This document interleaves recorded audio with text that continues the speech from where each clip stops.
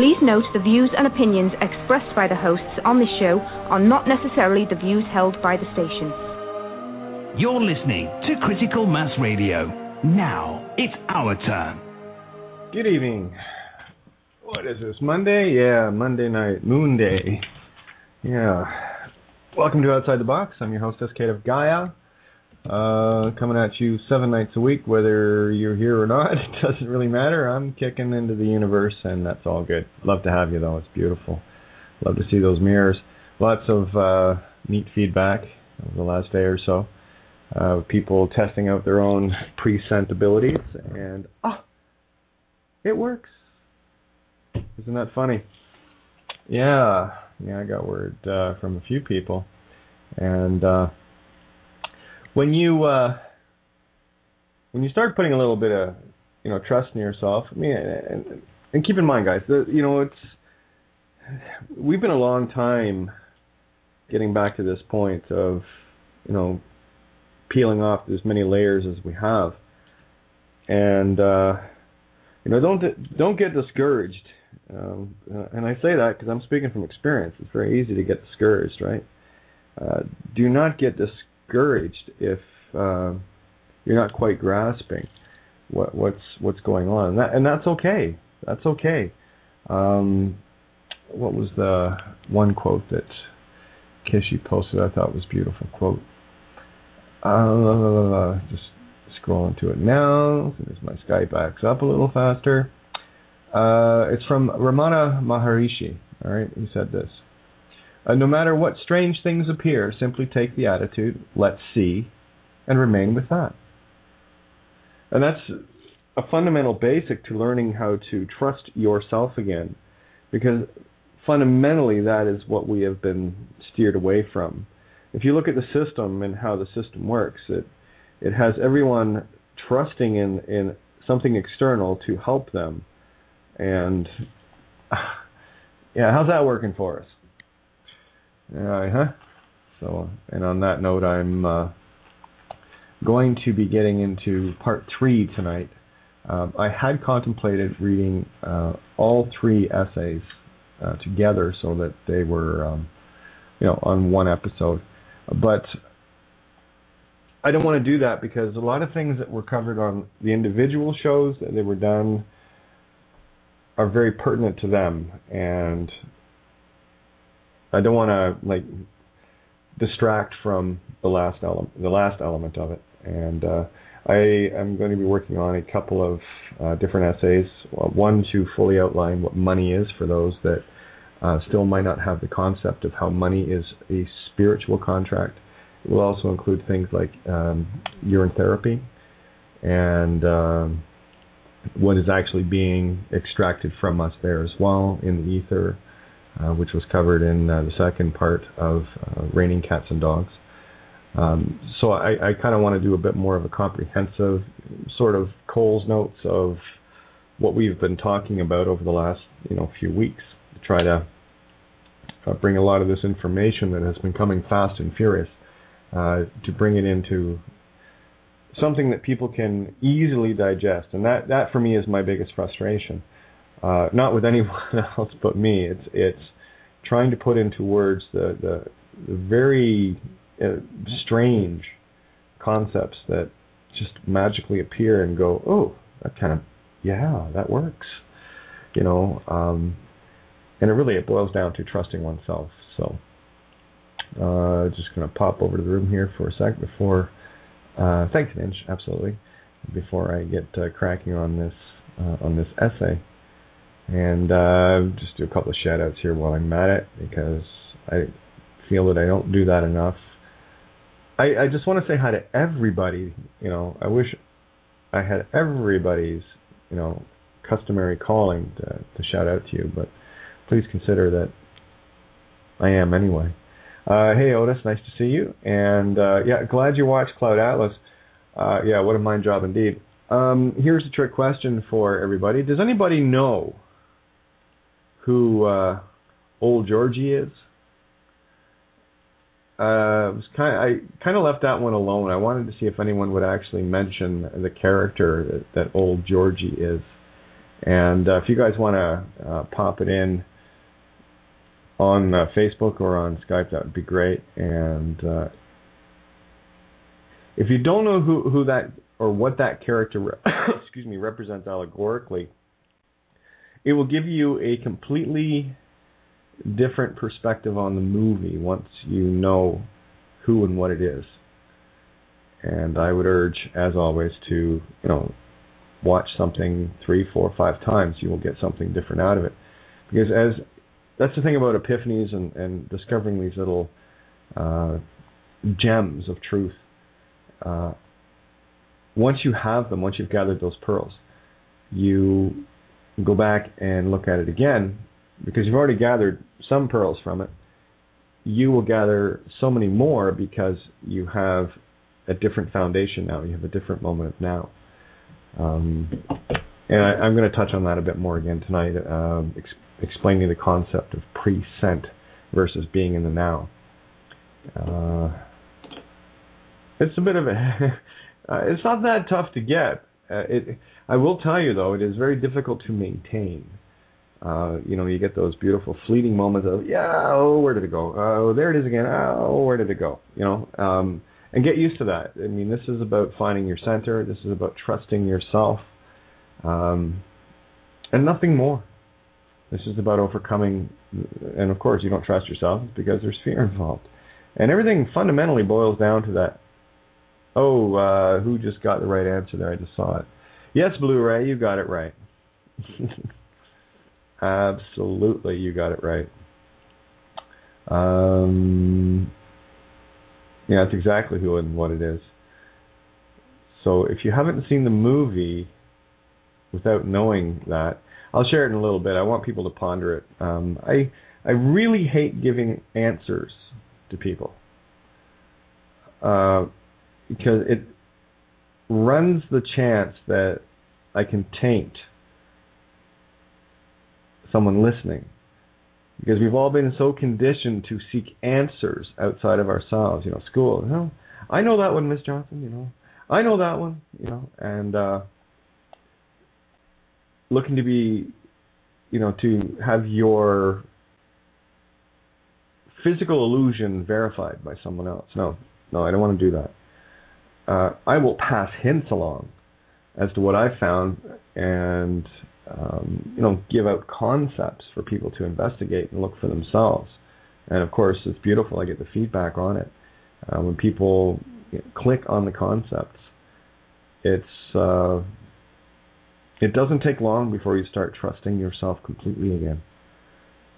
And only when we get that beautiful center of trust within ourselves, we shatter what is left of the illusion, or more that we shatter the control that it has over us. We can still be caught in it, there's no question. And that's okay too. So here we go. Raining Cats and Dogs. Part 3. Humpty Dumpty sat on a wall. Humpty Dumpty had a great fall. All the king's horses and all the king's men couldn't put Humpty together again. Thus is the end result of destroying one's ego. Once the ego program is shattered with the learned truths and choices, there is nothing the system can do to put it back together. Only the ego can be manipulated where the true you cannot. Is it any wonder that those wishing to keep the programs running attack so viciously those that dare to awaken? My own position, although not an easy one to endure, is a position I must hold at all costs. The denial of truth is the acceptance of ego program rulership. Once again, it really is quite that simple. And before I go on, I should have mentioned you can get this right now at kateofgaia.wordpress.com. Ninja has already loaded it up. My apologies. I hate stopping the flow, but I wanted to put that out there. So if anybody wanted to go and get it, go to kateofgaia.wordpress.com, and you can read along with me. There you go. So carrying on here. Second paragraph. Only in the denial of truth learned can an ego program take root again, and, as in nature, when something takes root, it grows. The most valuable food to an ego is fear, and why the system uses its only trick to keep that program running. This is not about denying one's fears either. In this illusion, fear is made to appear very real from the physical standpoint and is something that needs to be confronted, not retreated from. In my own journey, fear has played a major role in the shaping of who and what I am today, with some minor fear issues still being confronted in my own version of baby steps. I am no different than anyone else in this regard. I merely have my own shadows to deal with where you have yours. The Humpty Rhyme is just another example of little allegories staring us in the face, and only with new eyes and perspectives can we even begin to start seeing them. This reality is based on fixations to keep people spellbound on all three levels of mind, body, and spirit. I'd say they're doing a grand job in that effort, no? The proofs are everywhere to satiate any rational mind, even one controlled by the tricky little bastard called ego. The letter E as a prefix means no, so it's pretty clear to me that if one has ego, one has no-go power. The ego is a lustful and greedy little bastard too, and that is the main focus of the stock markets. All one has to do is look at what they sell and it's pretty clear. Stocks and bonds. Stocks were not a good thing to find yourself in medieval times, especially when the crowds had rotten tomatoes to throw at you, and being bonded means you're glued to something. Thus, the birth certificate bond, which has proven to be a sticky versus tricky little bastard, and needs to be peeled off in Trinity form, also known as mind, body, and spirit. If we remain in one- and two-dimensional thinking, we'll never get 3D on this level, and most people are fixated on mind and body only, where spirit is not a concept that the masses can truly grasp. Sure, many will speak of spirit and get ethereal on occasion, but until they realize that they are not the name they think they are, they will never see this level. Seriously, can anyone even think of setting their spirit, their true self, free if they're still quagmired in the mind and body illusion? The straw man, tin man, and cowardly lion are the allegories of mind, body, and spirit, and the last thing to conquer before you can be Dorothy, or Dorotheos, God, in toto genre, full character, is your fear. To an infinite being, fear is the grandest illusion of them all. I'd love for someone to explain to me exactly what an infinite immortal consciousness has to fear from anything. Fear is the only thing that can offer you a sense of actually living and why it must be experienced at all. It comes in infinite forms and quantities depending on what you need to experience. Fear is only there to be overcome, and that, for me, is the truest test of all, and the only challenge in existence we have. One must not loathe fear nor love it, merely find the 0 point within self, where it is balanced and where you can baby step from. That's why pilots begin to learn to fly in small single-engine aircraft versus sitting behind the stick of a jumbo jet with 500 passengers. It is about what responsibility one can handle that masters all fears. In seeking the truth, you have accepted a greater responsibility in creation, and, of course, fear walks lockstep with responsibility. If one seeks a higher meaning of truth, then one must also accept the responsibility of what that knowledge offers.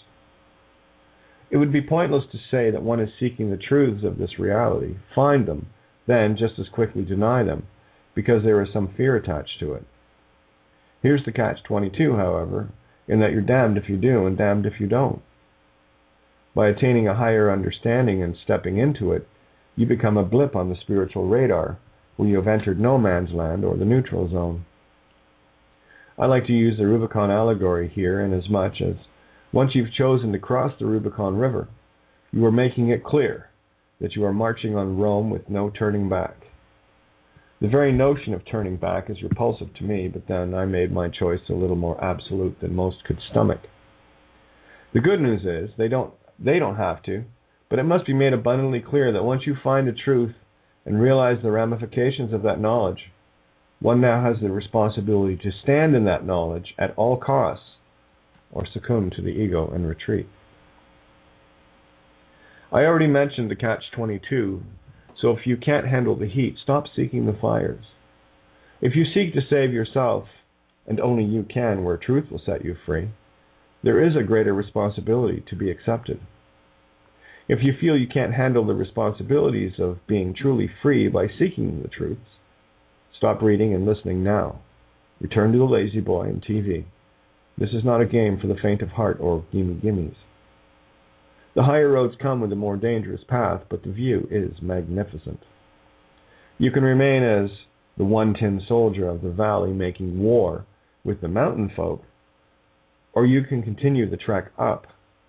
The choice is one of free will, and it is one that must be made. Sit on the wall beside Humpty and, well, you know what happens there, and it won't be the ego that gets shattered, it will be your spirit. There is no time for fence or wall sitting, because eventually someone or something will come and knock you off to make sure you move forward or backwards, and the choice is always ours. I have experienced the effects of many people who have awakened to the basics of this reality in its apparent injustices perceived. However, that is as far as they get, where they cannot see beyond the physical chains and get caught up in the same old dramas that keep them in denial and going circular. People somehow forget that I was there at one time as well, and simply chose to push on through, regardless of the perceived costs, where a bigger picture was in view. Most are focused on their immediate needs, their wants, where their scope of influence is limited to only themselves and who they care about in their immediate family and friend circles. Sorry, the world is slightly larger than that view, and this is one of the boxes that most are still trapped in. I have seen the Savior program running incessantly, where people are quite content to ask me for answers versus guidance, for them to handle their own realities and issues, much akin to how the system controls the masses via the nanny state. People habitually elect their controllers to do things for them, and then bitch and whine when they're not satisfied with the results of government efforts. Well, that's what happens when the foxes get elected to guard your hen houses, so you may want to consider revising the approach. Unfortunately, in that revision, one must begin to take full responsibility for their own lives and slowly spiral out to guide others to do the same. I have also written countless papers, documents, essays, and articles outlining my own experiences and put them into easy-to-understand form, but most will never see it because their asses are still parked beside Humpty's. I believe the expression is shit or get off the pot, as I recall it from my youth. I have lost count the number of people who showed up at my door to get something from me that they wanted and needed. The trouble is, what they wanted and needed was for me to make all their troubles go away with what I was able to write and do, but they forgot the one thing most important to understand. It wasn't enough for a document to be written for someone, it had to be fully grasped by the one who received it. Most times, people don't want to read the fine print or the large print even. They were only concerned with making things right in their world, the rest be damned. Sorry, responsibility doesn't work that way. The biggest difference between me and most people is that I've made far more mistakes than they have, and, as a result, gained more knowledge from my experiential mirror, because I chose to do something on my own, no nanny required. One of the first things I realized was the corruption within the system itself, and regardless of what facts were presented, the system chugged along with all its meat-stick drones mindlessly doing what a mindless meat-stick slave does, and woe betide you if you dare to rock their sleepy boat. I also got to witness and be part of many things that saw the system's cracks, where I was not only able to peer into them allegorically, but I was also able to insert a wedge to open it up even more. One of the larger clues was a judge of their system, a high priest, if you will, bowed to me where later others had only fear in their eyes, knowing that I knew what they were doing and was calling them out on it to their lying faces. I've had many articles, reports, and even TV shots where defaming myself and the truths uncovered to try and keep a lid on Pandora's box, but unfortunately for them, the genie is out of the allegorical bottle. I see the system ramp up its efforts of fear porn in a vain attempt to outflank the destruction of their reality, but that's not working anymore either, where all I can do is laugh. I have seen where myself and others have literally changed the world reality in key efforts being injected like a virus into the crumbling machine and empiric illusions. I see many still focusing on the illusions shown to them for them to power it up with their own infantile intentions rubbernecking the false flags, chemtrails, GMO foods, etc., without realizing that these illusions are kept in place and effect by the constant staring. I have met too many experts in too many fields to count who are busy staring at what is happening, but never asking why, on more than the obvious levels. We're dealing with entities that have been master of this particular game for too long, and we're not going to solve it by doing the same things we have done for countless millennia. No, in order to stop traveling in circles, we must jump the tracks from this crazy train we're riding on and get drastically original in our thinking, and more importantly, our responsibility. Do not expect anything to change in your reality unless you change your operating basis. The most critical thing for me was my choice to stand in truths found regardless of the cost. One must choose meat-stick reality or divine spiritual reality. That is the real catch-22. If one seeks to play in the Whore of Babylon game with your mark of the beast name, then your spirit, mind, and body are owned and will be recycled until you finally choose the only thing that can set you free: truth. If you choose a spiritual path, well then you can expect things to get a little difficult on the physical planes, because you're defragging their program, and your would-be masters don't like that. The catch-22 is that whichever path you choose, one or the other is damned. Damned if you do, damned if you don't. I simply chose infinity. Here's the magic of choosing your own aspect of consciousness, in that weird and wacky things start to happen. Once you choose to stand in the truth, universe steps in, but one must take the real leap of faith, and that is trust in yourself and your own intuitive heart. People talk about changing this and changing that, but all I usually see are people trying to use the constructs that have them trapped in the first place. That is quite simply insane as far as I can tell and observe it.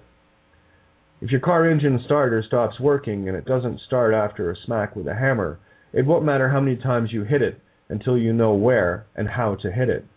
Most will simply end up destroying it and weary themselves in the process. One cannot expect an abundance of money to solve their problems when it's the money that is the problem in the first place. Money creates separation, where those in control of it control those without it. And the longer that concept is embedded, the longer our spirits are enslaved. I have outlined the ethereal trap of what money truly is, where the very essence of consciousness is, by our consent, trapped in it via the register or Regis stir. For more information on that, please read a couple of other essays I've written and outlined the spirit traps that have been uncovered. Those essays are called The Long and Short of It, I Who Shall Not Be Named.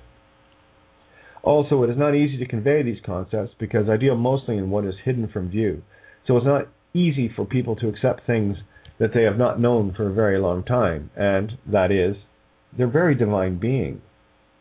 I've endured much doubt and second-guessing myself for much of my life, but as I see things unfold in the physical as it mirrors the spiritual, my doubts get fewer every day, and such is the nature of my own walk.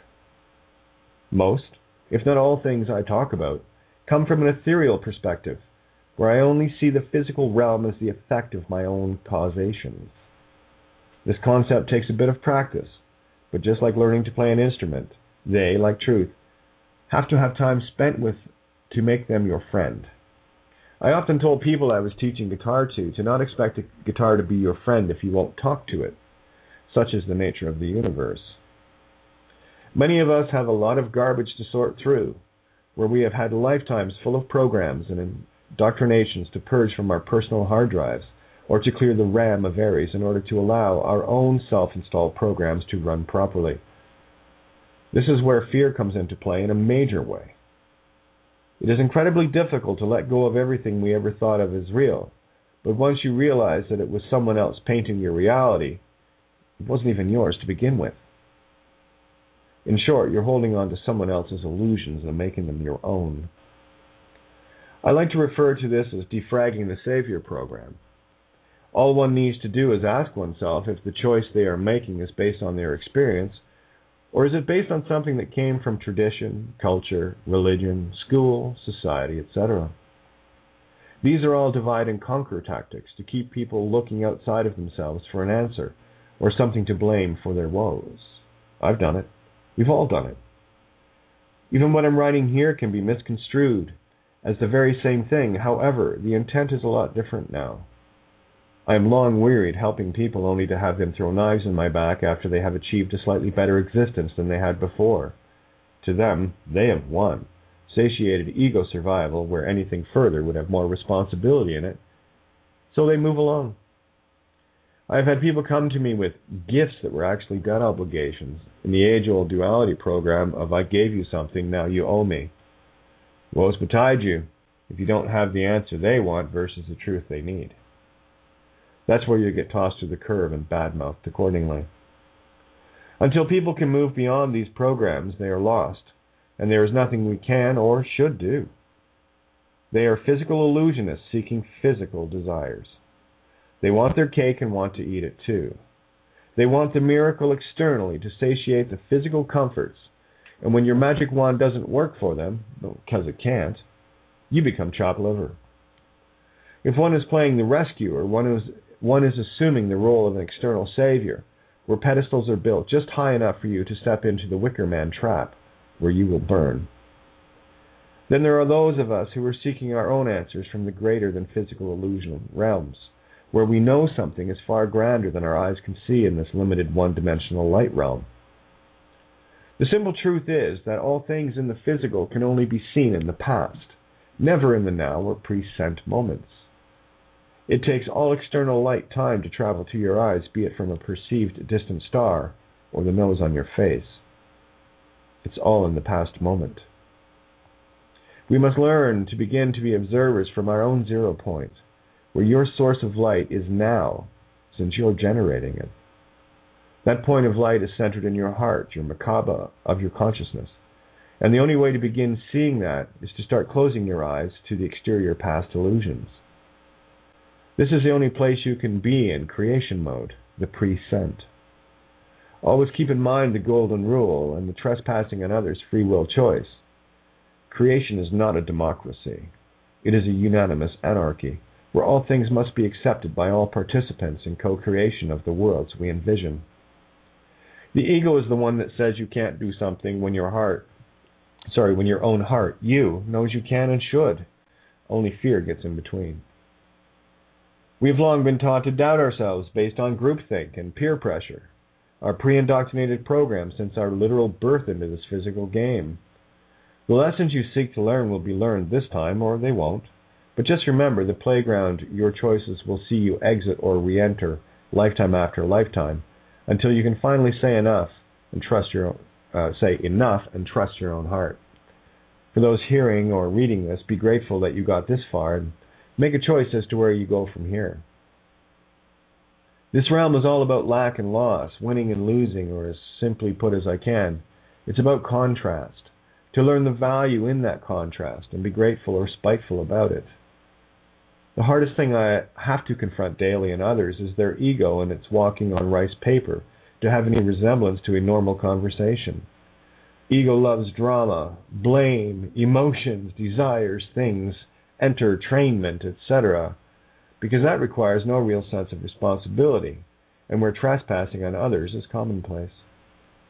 The ego must defend and justify, and it will do so to the point of extreme violence. It is based and debased in the 5 senses, only where you, the real you, is not limited by such constructs unless you willfully choose it. There is nothing wrong with the physical universes in that all creation is and must be perfect.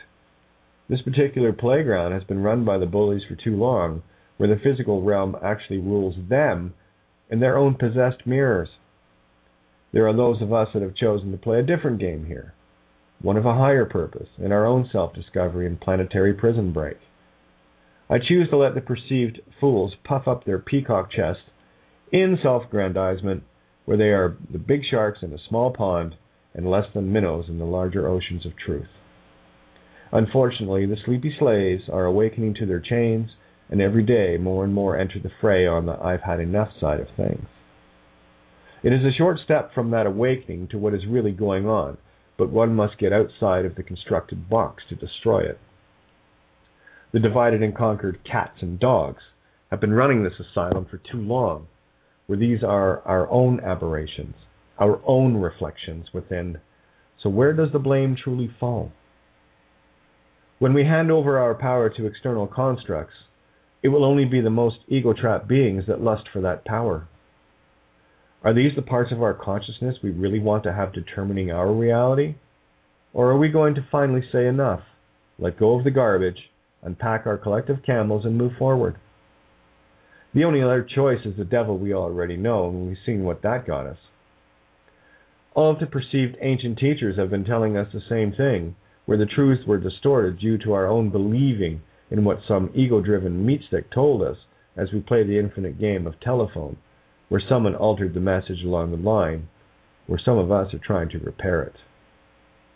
If one follows and worships the system, those in control of it will choose for you what information you are allowed to receive. So don't be surprised if everything isn't as you were taught to think it is. One of the saving graces of evil is that it must ultimately destroy itself, since destruction is its modus operandi. I have simply chosen to bring as much of it as I can into the light where the vampires are destroyed by their own false light. In the meantime, be happy with the wars, the desolation, and the wanton destruction of a most beautiful world, all the while missing the most beautiful essence in the universe, the Creator itself, and that is you. It's high time to turn all that creative intention inwards, instead of reinforcing the external illusions that have us all trapped. If you're staring at the physical illusions, you will miss the greatest show in the universe. Just as in The Wizard of Oz, it was Toto that pulled back the curtain to expose the powerless controller, not Dorothy.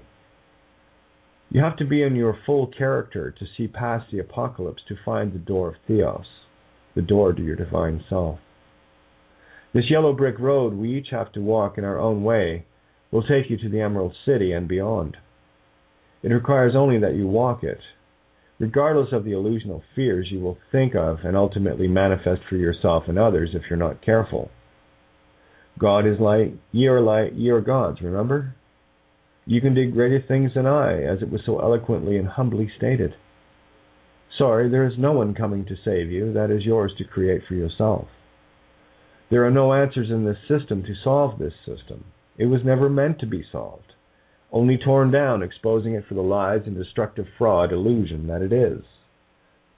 Only upon the rubble of this system and its slave master program destroyed can we begin to build the worlds of our dreams, and not before it.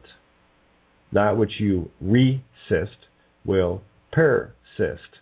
So indeed, resistance is futile, in that you're only pouring the exact energy needed to keep this construct in place.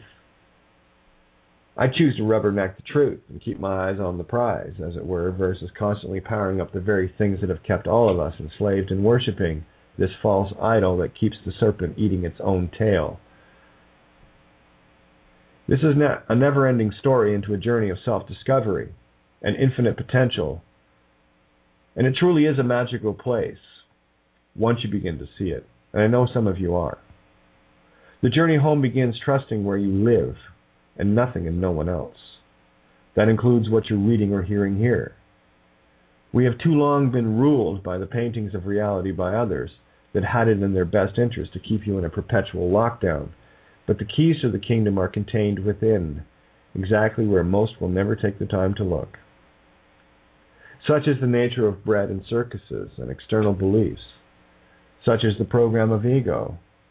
Indeed, Humpty Dumpty sat on a wall, from whence he, she, it fell. The only remaining question is, exactly who built that wall? That one is for you to answer for yourself. And the only hint I will offer is what I did to answer that. I faced both sides of my own mirror, and likely why most cats and dogs growl or hiss when they see their own true reflections for the first time. The camel's Humpty must be Dumpty after all. Imagine that. Was in love. Yours truly. So there's the third installment for y'all. And got one little typo where it said is and it should say isn't. But that's okay. It means both each way. Anyway. There you go. So what I think I'm going to do here is let that sink in for a sec and toss on a tune. Let's see, get my page back open here. Here we go. Sort of. I love my word program. Excuse me. So let me see, what am I know what I'm going to play. I think it's very, very poignant for this. Let's see, so let me just do this first, and we'll be right back after the tune. You're listening to Critical Mass Radio. Now it's our turn. All right. Okay, Rescue. Here we go. I think if we get people emailing in, they can decide whether this song makes the album or not. All right.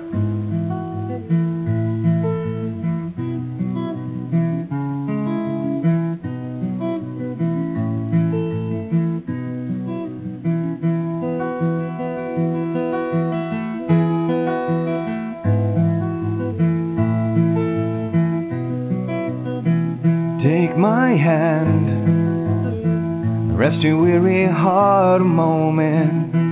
One last stand for what you've always dreamed of.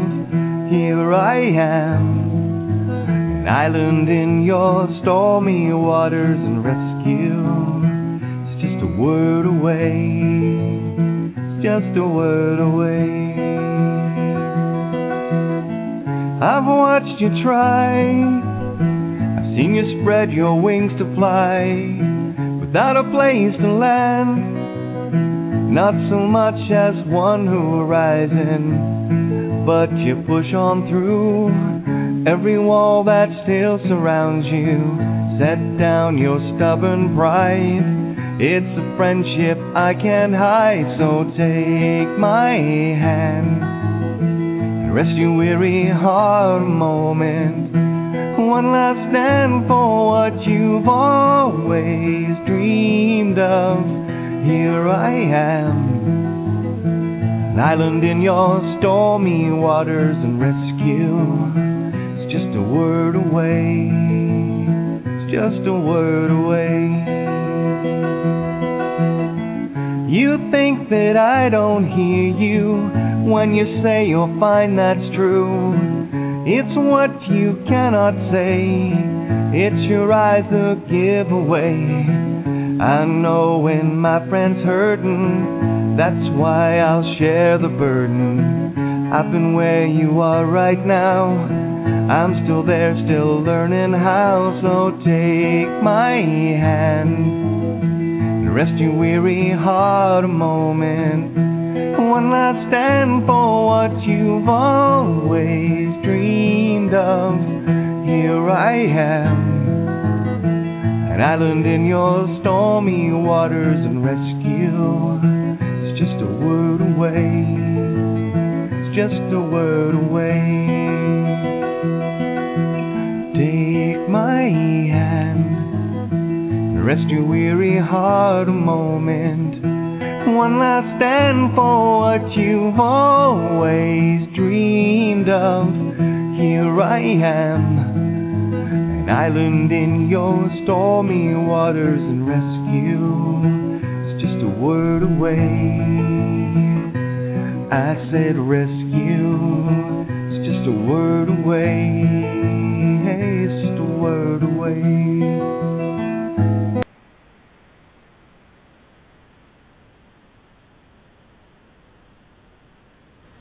Yeah, it always catches me off guard. Yeah, that was taken from a live radio show. I still haven't went through the show to hear what other tunes were there. There wasn't a whole lot that I picked up at the studio that day. I think it was 4 gig of about 35 or 36 gig of information, song files. So I'll make an effort to get back down there and collect some more. I'm going to do a little digging around here to see if I can get a couple other tunes loaded up for you guys. Oh, there goes the phone. Not for me. I'm not here. Anyway, yeah, these are definitely interesting times, and I gotta say thank you to everyone that sends the feedback. It's invaluable because I don't know what my mirror is saying until it starts talking back to me. My mirror is you. And I think, for the most part, this has been one of the reasons why we've been so easy to enslave, because we're too busy working with the ego program saying, I'm right, and not reflecting back from ourselves. You get a lot more done when you sit around a table with like-minded individuals that don't have an agenda to be right, where they're all seeking the same knowledge, where they all have similar questions on a similar quest, similar purpose, where ego does not even consider entering the equation. Because an ego has to defend a position. Truth doesn't need defending. It certainly doesn't need believing. It is what it is. And you can argue all day long against a truth, and you will be wrong. Truth cannot be wrong. That's the whole thing about it. So that's why I really enjoy the information that comes back. So, and remember, guys, the lines are open here. So let's get a little chit chat happening here tonight. Working on that song, by the way. It's the title of it is what I have so far is We Do This Together.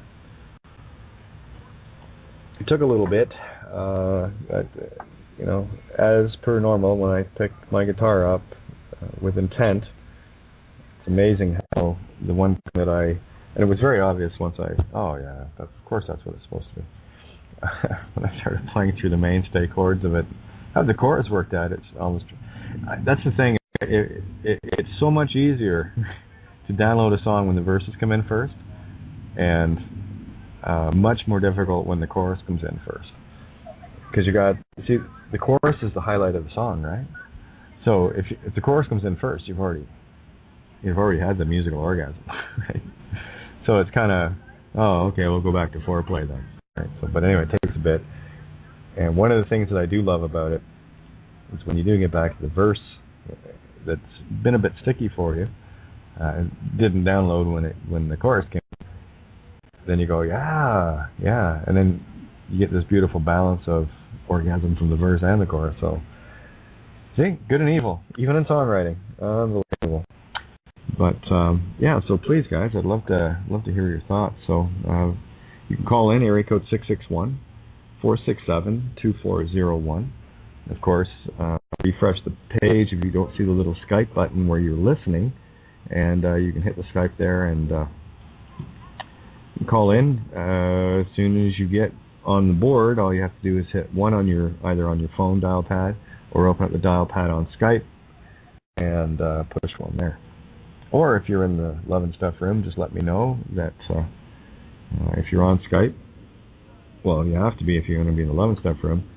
If you can't figure out the dial pad, and I'll certainly open up your mic for you. And I'm just going to head over to the Love and Stuff room now to see if anyone has any questions. Oh, it looks like we got Billy. One sec, Billy. Let me just get down here and check this. Where are we? Yeah, Skype lag. No kidding, eh? I've been trying to get my computer completely defragged over the last couple of days, and just does not want to completely clean itself out. Oh, thank you, hon. You caught where the typo was. Good job. Love you. Oh yeah, Skype lag. It's an interesting thing that's happening. I've been having a look around. There was some great, like I said, some great feedback. And this is where I have to be very careful in what I'm observing and how I'm observing it. Because it's very easy to slip in and out of allegorical to literal mode. We've been conditioned our entire lives to be in the literal mode. So don't be too hard on yourself. Just pull a Homer Simpson and go, dope, and you're okay. At least you spotted it.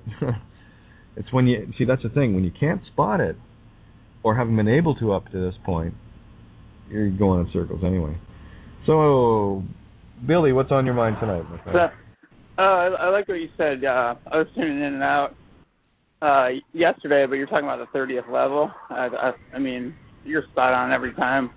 I hear you, but that was pretty wild. And then I had a question about like etymology. I have like writing up to God knows where, but do you think I should kind of revamp some of the words, or kind of go back? I want to kind of rewrite things, or is it really? No. Just leave it as is. I mean, the intent was in the words originally, yeah? As you understood them? Well, the only thing that's happened now is your intent has returned. It cannot be misconstrued now or misspelled, if you know what I'm saying. Yeah, I mean, it's like Gad or God. I may have changed that to like the Most High or Mother Nature, or kind of... Doesn't matter. Change some things around, but, you know... Well, you can if you want, but there's no need to it, because your intention was there, albeit before it was masked in all of the mishmash of the words. So it's now when we speak, we're speaking in our affirmative. We're not leaving anything that we're saying open to a false interpretation, knowing that each word is a mirror of itself. When you discover the mirror, the words become powerless in it. Now it's singular. It's not there. You know, that's why, look, you want proof in the physical allegory? Here it is, quartz. It's all about assumption and presumption. And once you call them on the assumption and presumption, their asses are in a sling. You know, there's no doubt, right? And the only thing that can stop people from grasping that is fear. Ego wants to do things like vengeance, got to get even, you know, got to sue that individual, got to put that being in jail and all the rest of it. You're still walking in the circular trap when you're doing that. Why not just take the whole thing down? Because, you know, the longer people play in the illusion, the longer the illusion stays, you know. That's resisting change. And resistance is futile.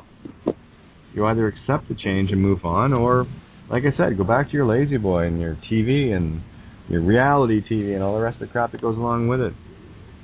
And your six-pack of beer or Coke, or whatever it is that floats your, you know, 7 deadly sins boat. You know? There's nothing I can do, and there's nothing I will do. Nothing I should do. Except just observe it. And say, that's not something I would do anymore. Sorry. Been there, done that. No more. I've had enough. You know, it's did you catch that clip of the Brazilian cops sitting down with the protesters? No, I mean, I heard you talking about it maybe a couple nights ago, but that was one where they actually pushed them into the sea. Right? There was another one came up where cops actually sat down with the protesters. So let's look at the allegories. Right? Those cops got forced into the waters of truth. You'll either accept the truth or drown, and then the allegory swings by literally a day or two later, and you have videos coming out with uniformed cops sitting down with the protesters. There's the crack. There's the proverbial crack. You remember the video that came out with all the German police? The Polizei walking with the German people? The dogs are not being such dogs, at least the ones that are, you know, seeing things finally. Go ahead. Yeah, I mean, just tuning into like Gene Clifford today was a good like refresh. You know, I think people are like maybe some mistakes, and I better wise up, because I don't know, the cards are falling. You know, but even like the cops that have been jerks have, you know, even like, you know, checking themselves. I mean, the meatheads are a dime a dozen, but I think the intellectuals are, you know, are checking themselves at the door, or, you know, thinking twice. Well, they better start, because intellectuals just tells me ego. I know. I know that one really, really well. You know, and I got to keep that one in check as well. See, one of the things, and as I've observed this game for the last few years. You know, coming especially on the legal side of things, that was my entry point. My initial intention and purpose was to create templates, easy things that people could understand. Have you ever looked at? Go down some names here. You as an individual, I don't know where you're at in terms of intellect or whatever the case may be, okay? But I'll ask you this, all right, because you know you way better than I know you, okay? Could you use Winston Shrout's information, or Dean Clifford's, or, well, just use all the names, Rob Menard, any of the individuals, Tammy Pepper, could you use any of their information and fully understand and grasp what's being said there? Oh, yeah, I mean, Dean Clifford, I mean, he's... Well, hang on. Oh, yeah, okay. Okay, I'm being very specific here. Okay? Okay. Because I know you are an intelligent individual. What about the guy or the girl that's working at the coffee shop? Do you think I don't know about that one. Right. So my approach was this. If the girl and the guy at the coffee shop and the brain surgeon can't see it, it's useless because it's self-serving. It's not serving all. It's a divide and conquer. It's serving a certain sect of society. Right? Sorry, I'm an all for one for all type. Always been that way. That's why we have this table. Everyone's welcome here. There are no boundaries. There are no rules. Yeah, sorry to interject. Yeah, I think it's just good to know, how to talk to police if they're, being bullies or... Well, I've made it very easy. How to hold your ground. You don't have to hold your ground. All you got to do is get rid of the ID and just have a birth certificate on you. That's it. It says right on mine. It's not to be used for identification purposes, and they all know that. If they use it, they're committing fraud. If you manufacture your own ID, you're actually committing fraud because you're using a name that isn't yours. I don't care if you're with Divine Province. I don't care if you're walking solo, or if you're a sovereign citizen, what an oxymoron that is, or a free man on the land, or a sovereign wannabe, or whatever the case may be. I don't care what you're trying to do. If you're using a name that you think is yours, they got you by the short and curlies, and they're ripping them out one by one, really slow to make sure you feel it. That's what I'm talking about. You see, there's a fundamental little essay, very fundamental. If you put these two together, I named them both in the last essay there. If you take the long and short of it and put it alongside I, who shall not be named, which is a template, by the way, for anyone who wishes to understand it first, then use it, then you'll know exactly what I'm talking about. And until people understand who and what they really are, they're not the name, they're not the entity. I don't know how many times I got to nail that one home. Listen, when I call you up... Go ahead. No, I was going to say, if I was to call you up, I wouldn't ask for your ID to talk to. I'd talk to you, wouldn't I? Exactly. See what I mean? So, go ahead. I am. I was going to... Go ahead. No, I'm done. I was going to put I am in Captain America, but I wasn't quick enough to, I thought about it after. I had to fill out like 20 pages of contract or whatnot, but thought about it after. Like, man, should have put that down. I had somebody Skype me. I guess I've been listening to the show. Let me go down to it. I figured as much. This is what I'm talking about, boys and girls. All right, here was the message. No names. No names mentioned here, but no longer in their contacts. I just found that out. There's actually a couple here, and that's good. Let them blow off because they're not ready for what we're trying to share here. So they wrote, "Define failure. Free man I am, yet you ask me to understand. What is the point?" See, I looked at that and said, "Oh, okay. There's someone that's still stuck in the fucking legalese nonsense, thinking that understand is a literal word. To stand under, I get it. I got it 3 years ago. Right? So there's a whole lot more to it. So my answer was this. Understand as in comprehend, beyond the literal definitions of layman and legalese. The word understand was an early wake-up call to the word deceptions. Code busted now. And for that, I was deserving of a, I don't want to be your friend anymore, Kate, because you're a cunt. Okay, fine. You're not ready for me. And that's okay, I love you anyway. Go back to sleep and go back to getting your ass handed to you. I'm just trying to, show people a way to not have their ass handed to them, where they can remove the fear when they have the true knowledge of what's going on. The system cannot function without your name. How many times have I said that? How many times do I need to say that before people go, oh, really, Kate? I thought you said, wait a minute, you said that before a couple of thousand times. Yeah, I did, actually. If you've been listening to me for any length of time at all, I've said that. Many times. And I'll continue to say it. Lose a name, win the game. Yeah. But here's the thing that the ego cannot accept. The ego cannot accept that for a lifetime you've been committing fraud. Unknowingly, but you've been committing fraud. And the ego says, I didn't do anything wrong. They came after me and did this, that, and the other. Well, I've been there. Cry me a fucking river. Seriously. Get over it. Move on. Have a look at why. Gee, I wonder why that happened. Gee, I wonder why I'm getting my ass handed to me again. Right? I'm not looking outside to blame. Yeah, we got a lot of individuals out there that are just nasty. Absolutely, I've met many of them. Typically wearing robes or armed to the teeth with a 9mm penis extension. That makes them all tough. Yeah, sure it does. Tough until the point you go, uh-oh, I'm stuck in the meat stick game. Yeah, you are. And that's when I see these videos like the Brazilian cops sitting down, there's some of them starting to come too. They're starting to realize that, wait a minute, these are my kin. These are my fellow human beings. Why am I the one marching for bits of paper and thumping these people to the ground?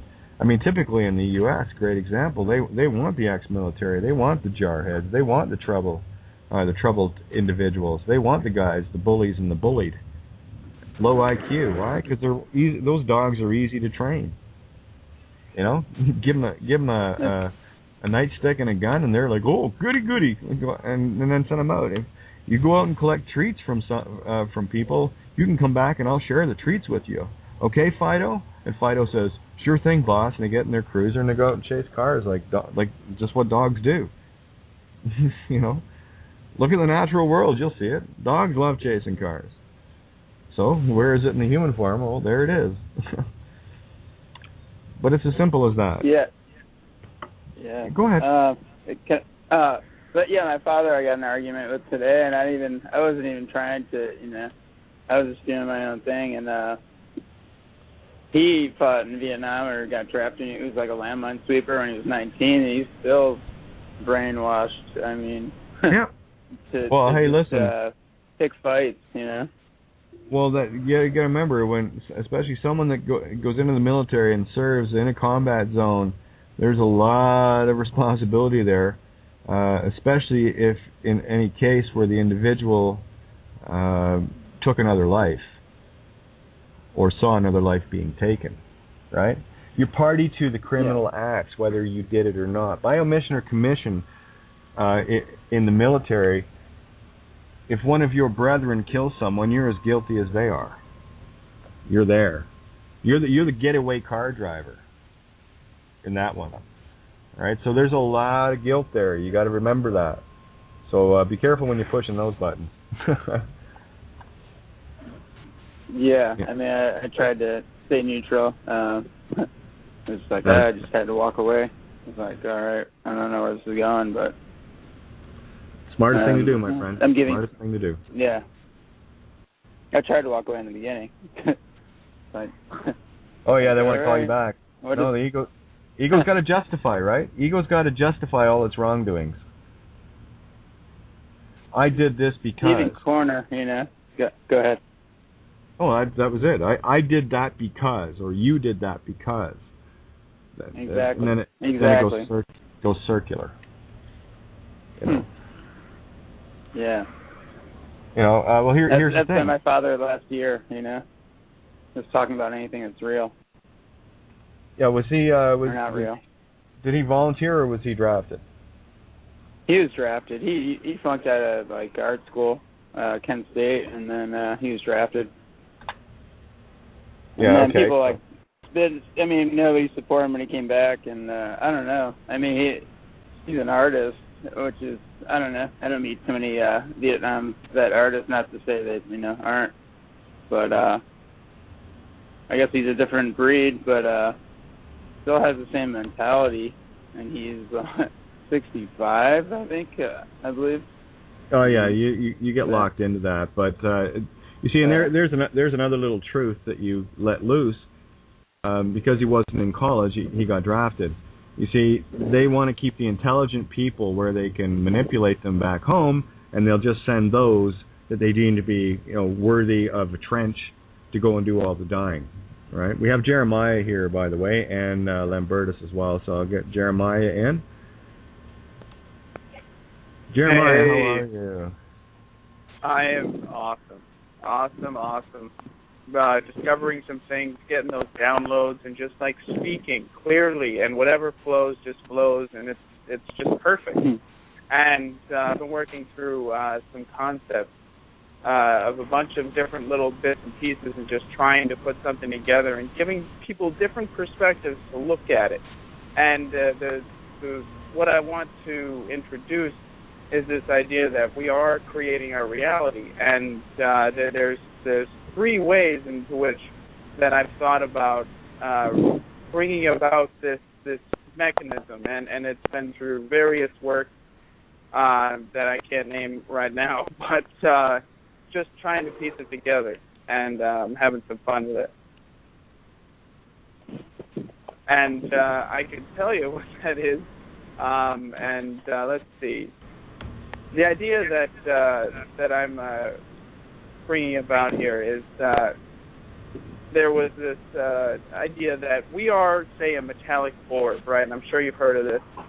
I heard it from Jay Widener. But imagine you're a metallic orb, right? And that's likened to a nucleus of an atom. And that nucleus is likened to the spirit. We'll say our soul essence, our light, our beingness that we allow ourselves to be, and everything else is external from us. So that's our light, and what we're projecting, we're getting. So now imagine that metallic orb is projecting something, and it's projecting onto a mirror, but this mirror is spherical as well. So this mirror is spherical, and it's projecting a very clear picture as to whatever it is that you're projecting. So what you're seeing, you're getting. So what you're projecting, you're reflecting. And the idea is that since the orb is a spirit, then what is on the external is your soul, say, your soul stuff. This was from Steve Richards' kind of idea. And then I also found out that he represented this idea that on the atomic level, so we have a physical, a mental, and a spiritual kind of representation of that we are responsible for our creations, our projections. And now you have, this is the most important part, this is the most fundamental part to us in our physical realm, that we can really break it down. Well, you have the nucleus, which is surrounded by the electron spinning around. And the electrons are light. That's what we're seeing in our external world. It's all energy.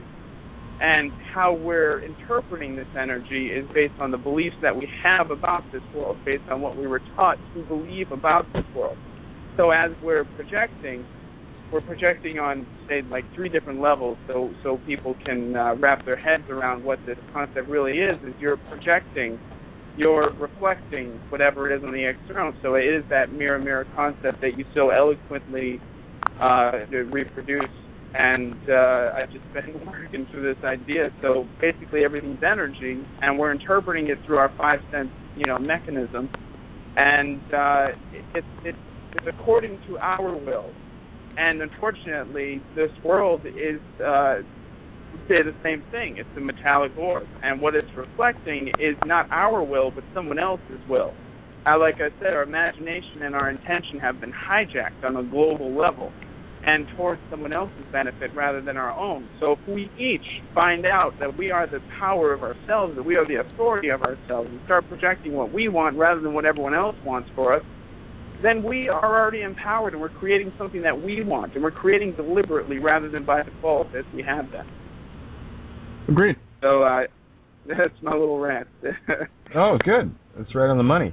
And I had to mute Billy out there just because the traffic going by, and it seems he's dropped off. But, yeah, if you want to jump back in, Billy, that's fine. I'll just, when you're not talking, I'll have to mute you just because the traffic was very distracting there while Jeremiah was talking. I know, hey, you got a call where you can call from. But I want to bring Lambertus into the call here. It's first, I believe this is the first time Lambertus has joined us. There you go, Lambertus. Hello, can you hear me? Loud and clear, my friend. Great to hear your voice. Well, great to call in the first time, because I really needed to call in today, because I found out something very important, and I realized that today, that I've been missing something for over 3 months now, and I realized today that you stole it from me, and I really want to ask you to give it back to me. What did I take? You stole my heart. Tell you what, how about we share it? You can have mine too. No, just a joke. I know. It's great to say something after listening for over 3 months. I didn't think I really had something to add to the episodes. So, and now I just felt the urge to say something, and just let you hear something of me. Well, I appreciate that, Lambertus. Yep. Like I said, it's just great hearing your voice, and this is the thing that we need to do collectively. You know, this is about getting it together, and don't think that you haven't added anything or feel that you haven't been able to, because all along this crazy train ride we're on, your intentions have shifted, as has mine, or as have mine and everyone else's. And this is why we're seeing these wonderful things manifesting in real time. What was another great example? There was someone had posted something about Psycho Girlfriend Destroys Xbox. It looked like it was just a big put on because there was way too much drama in it to be real, right? Anyway, it was a guy and a girl playing an Xbox. There's X, right? Cube, mecha, whatever, symbology. And I want to show you how the universe tells you when things are coming down, when they're getting crushed. And she ends up going out of her way to, destroy this thing, right? And the question was, when it said Psycho Girl, my first reaction to it was, well, I don't know who's more psycho. And as it turns out, she was playing the game with her boyfriend, who apparently won't be getting sex for a month. Lucky guy. Anyway, he gets to save his seed and actually get his intelligence quotient raised a little bit. I'm looking at this going, Psycho Girl, I don't know who's more crazy. The one that destroyed the Xbox, which for me is indicative of that whole cube concept getting obliterated, or the one that's playing make-believe murder on a TV screen.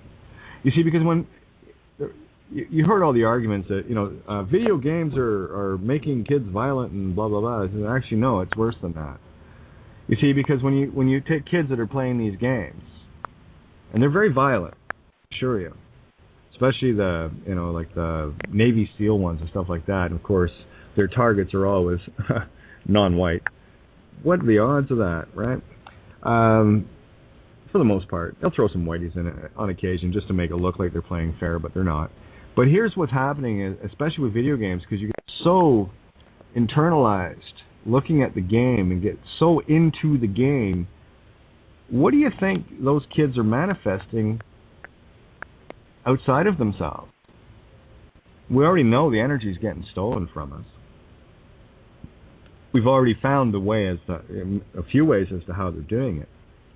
But this world is changing now. This reality is shifting because of what we're intending, what we're thinking, and overriding it.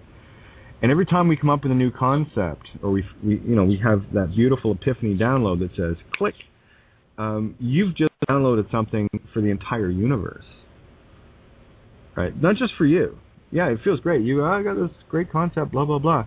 But what happened was you picked up something that everyone needs. You're that piece of the puzzle, that little epiphany that no one else has to find and only you were meant to.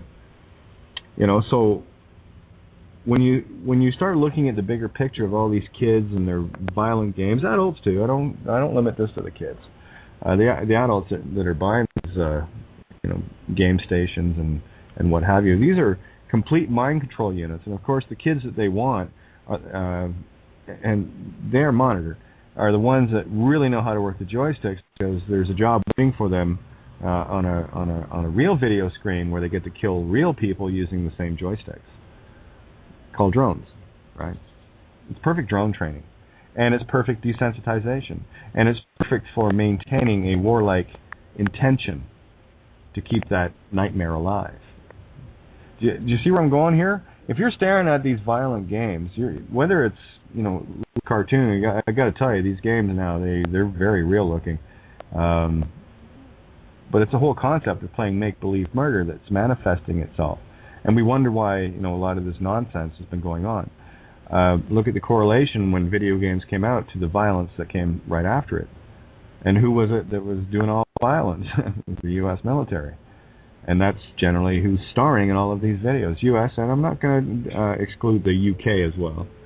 They've been murdering people for a lot longer than the U.S. So you can't rule out the teachers of death. No. But so you look at the advent of these games, and the better they get, it seems our world got a lot more violent.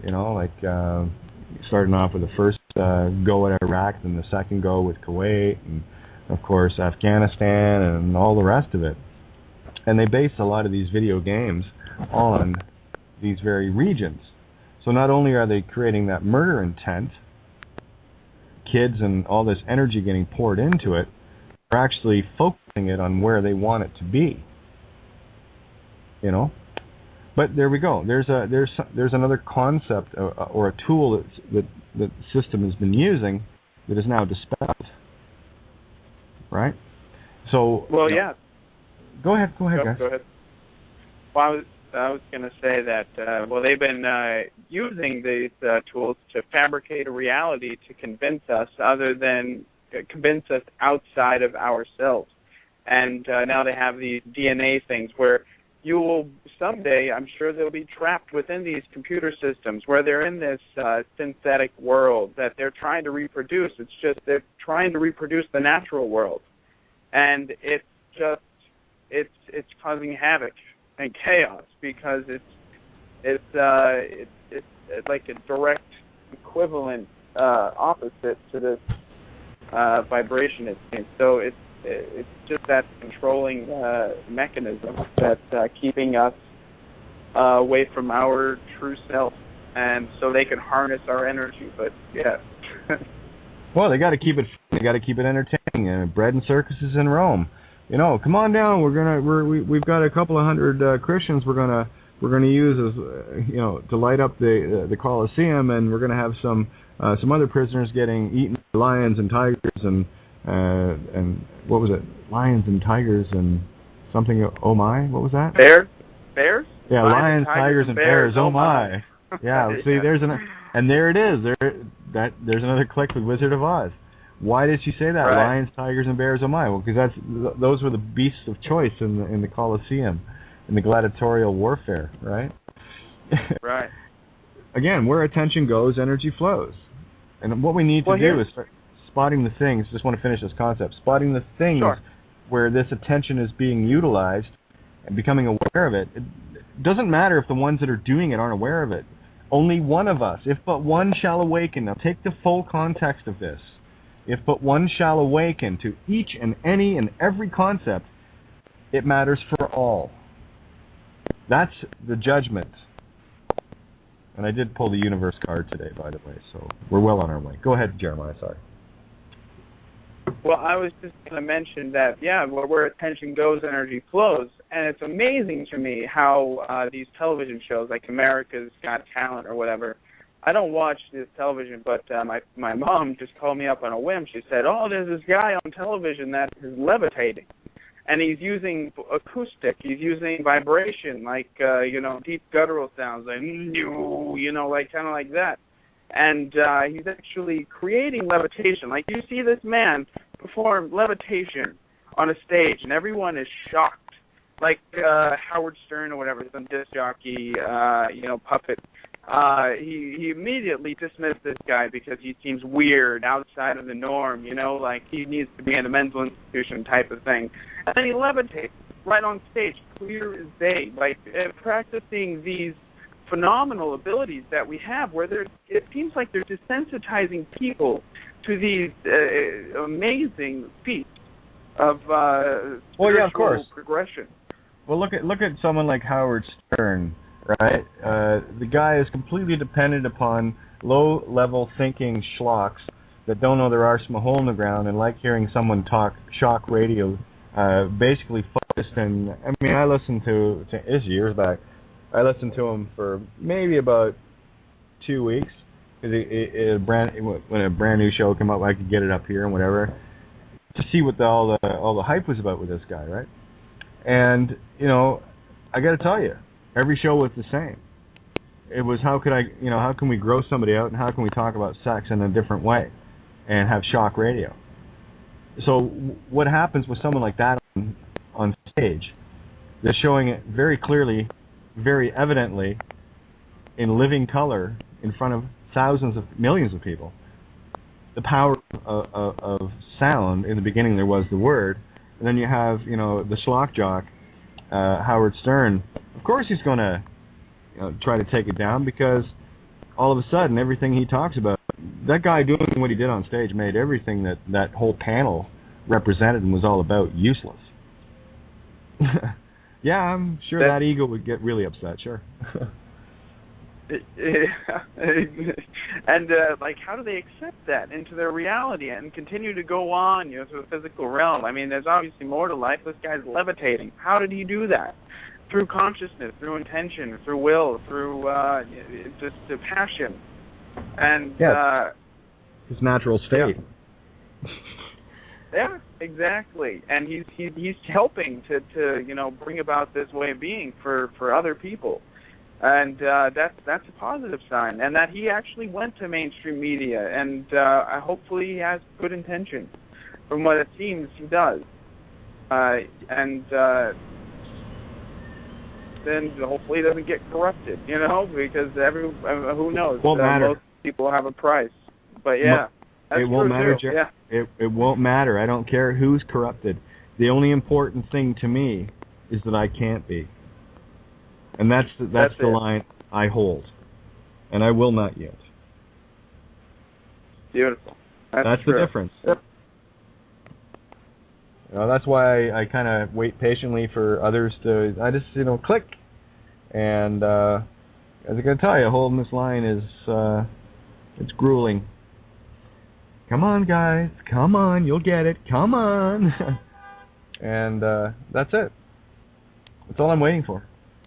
I'm waiting for someone out there to levitate, all by themselves. Yeah, and just right. And be that example of that way of being. And the more people that do that follow that path, the more people that will realize that we're in a construct that is not of our own architect. Yeah, I hear you. That was something else, too, I brought up in the essay. I'm going to make it crystal clear for you guys. And this is what I talked about last night. If you guys can't handle the truth, I'm going to ask you to move along. Because I do not want to be sharing things with you for you to get an epiphany and realize something that you're doing that you should not be doing, but still are afraid to not do it. That is going to bite you in the ass. That's the damned if you do, damned if you don't. If you find a spiritual truth, have it resonate with you, and you refuse to act upon it, that's the universe will come over and bitch slap you off the wall, Humpty. I promise you that.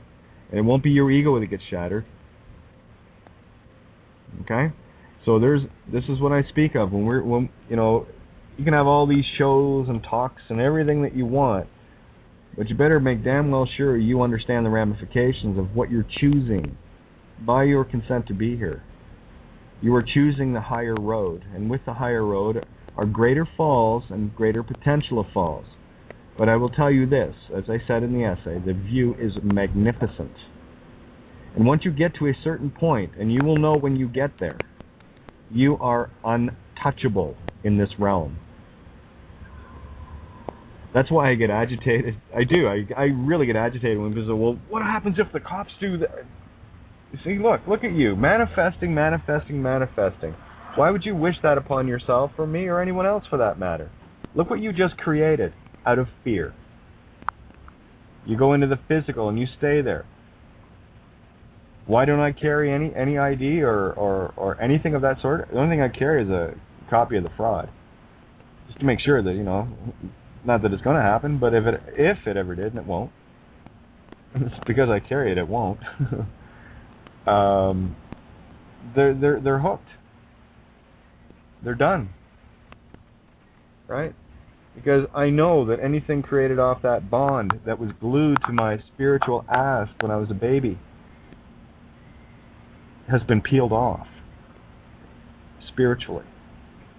I'm no longer attached to it because I know what it is. And I know how they did it and why they did it. And I know where they captured it, through the ether, through the intent of my mom and dad. And for the system to stay in honor, you know what it's all about, courts, honor and dishonor. And every time you walk into a court, you're in dishonor if you use a name, unless you know what it is. And the only question, and this is for anyone that has any, I don't care what situation it is. Because for me, it wasn't about how do you solve a parking ticket, then how do you solve this, and how do you solve that, and how do you, no, it was about how do you dismantle this whole fucking thing and take it to the ground. That's all I was interested in. It was the only goal I had. What was the one wrist pin that makes that, engine have a catastrophic failure? Right? There it is. Some guy, Jesus, walked into a temple, kicked the tables over, turned the tables on them. So guess where the concepts come from? Pretty handy teacher, that guy. Neat. So we turned the tables. The original intent to commit fraud was on part of the system through non-disclosure. Mom and dad were aided and abetted in, be it through ignorance or through peer pressure, whatever the situation may be. But they went in there unknowingly with the right intent, that it was something they felt they had to do because everyone else was doing it. So there was a mass agreement there. But the real intent behind getting people to do that was to have that name given to them as a gift without consideration, where they could slap a debt obligation onto it. That's not fair play. That's called fraud. That's called an intent to commit fraud, an intent to commit deception via non-disclosure. By omission or commission, it is done. Whether the clerk working at the counter in the registry office knows that or not, but they are actually aiding and abetting in spiritual, cosmic law, criminal activity. They are going against the laws of nature, and they will pay the price for it. The piper, calling you to join them until they wake up to it. There is no one more duped than those working within the governmental systems. And there's the fundamental question: who is government? Have you ever met government? The government? Everyone talks about it. The government. Oh, I've never met the fucking government. I've met agents and all the rest of it that claim that there's some, all-powerful being called the government, but I've never met that. I've never seen pictures of it. Because there isn't. It's only a concept. It's a construct. And people buy into it. Well, you got to be afraid of the government. Afraid of a fucking shadow? Are you kidding? Seriously? Really? And then you got all these people working at the counters and stuff and, pushing paper. They don't produce a damn thing. They're parasites, all of them, every fucking one of them. Well, I make sure that this check is out. It says, you're still pushing paper, asshole. You're not doing anything creative. You're aiding and abetting in the destruction of the people around you. You know, you're handing out table scraps from the king's feast that someone else is sitting at and throwing away whatever they don't want. They sure as hell won't give it to you. No, that's their gimme. Right? So we turn the tables on them. System aided, by deception, gets people, and of course by force as well. They're doing that. You know, we're going to force you to commit fraud. Yeah, well, sorry, your intent is there before the act, so it's null and void ab initio, since before it began. Nunc pro tunc, now for them. Right? Erase. That's how it works. The fraud revealed is null and void, nunc pro tunc. That's why I use words like ab initio ad infinitum, nunc pro tunc, all the time. Proteria. You know, it's very easy. And of course, the system didn't get you to commit fraud. Your mom and dad did. They called you a name they gave away. So the system still kept free and clear. Haha, look, mom and dad did all the deceiving. Not anymore. We know that now. I know that every piece of ID I went and got was an act of fraud, and everything that was collected with it was an act of fraud. And I'll tell you something else. And you guys won't like this one at all. I know you won't. Everything you bought with money is fraud as well. You don't own it. You can't own it. Sorry. You can't own it.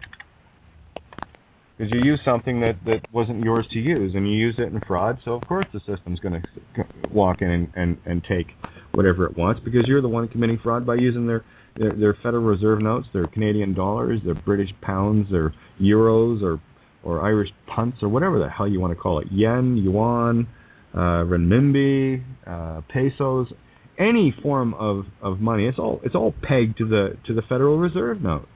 Everything is pegged to the almighty US dollar. There's a reason why it's called the US, and why they have to control the US.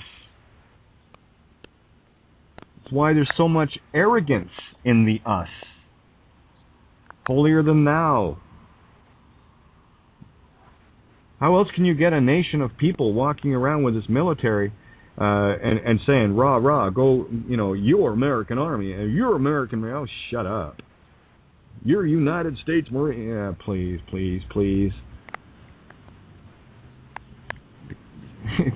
Of course, let's go around and police state the world. Let's go around and be, Team America. That's what Team America is all about. It's a parody on that nonsense. It's an allegory. It's a beautiful allegory, too. Especially the puke scene. Had enough? Oh, that movie's great. I don't know if you've seen it. It's quite something. It sounds horrible. It's done with marionettes. Like, remember the old Thunderbirds marionettes? They weren't cartoons. I don't. That's right. You're just a kid. Before my time. Exactly. I came around Eureka's Castle. That's what I remember. But I wanted to state, like, this whole American concept, right? Well, Santos illustrated it beautifully. The red, white, and blue. I mean, you have red stripes, within white stripes, and then white stars within a blue encapsulated, square. And those stars are us, right? And that blue is the feminine essence that's being barred and trapped in, and that white, that still white light isn't accessible. That's and why we're grounded. They call it the bars and stars, don't they? I've never heard that concept. But that's why my dad always called it that. And it's Old Glory, the bars and stars. That's appropriate. So that's a perfect representation of what we're experiencing in this United States, at least here, anyways. I'm sure that the same allegory is. Well, then start calling it what it is, Jeremiah. If you live in the U.S., that is the allegorical us, and why the us had to be beaten so much with ego, with the American dream, with the rah-rah America, let's go rule the world. America saves everybody. America's beautiful. America's great. And all the rest of it. And if you're finding pangs of patriotism, that's your ego. That's part of your program that you're owned by. So lose that. We've grown up far beyond that. And I've said it before. I swear allegiance to the flag, to a fucking rag, a piece of cloth. Are you kidding me?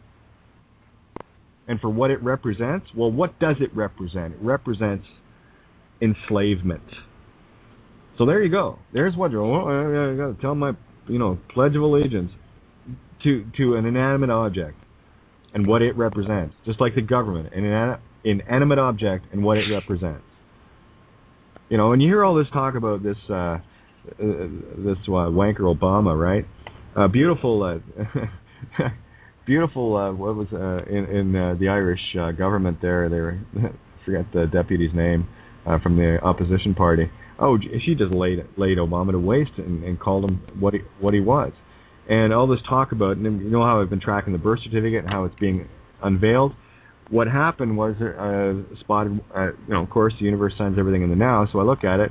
Obama openly admits, I'm not an American, just like Bill, Bill Clinton, right?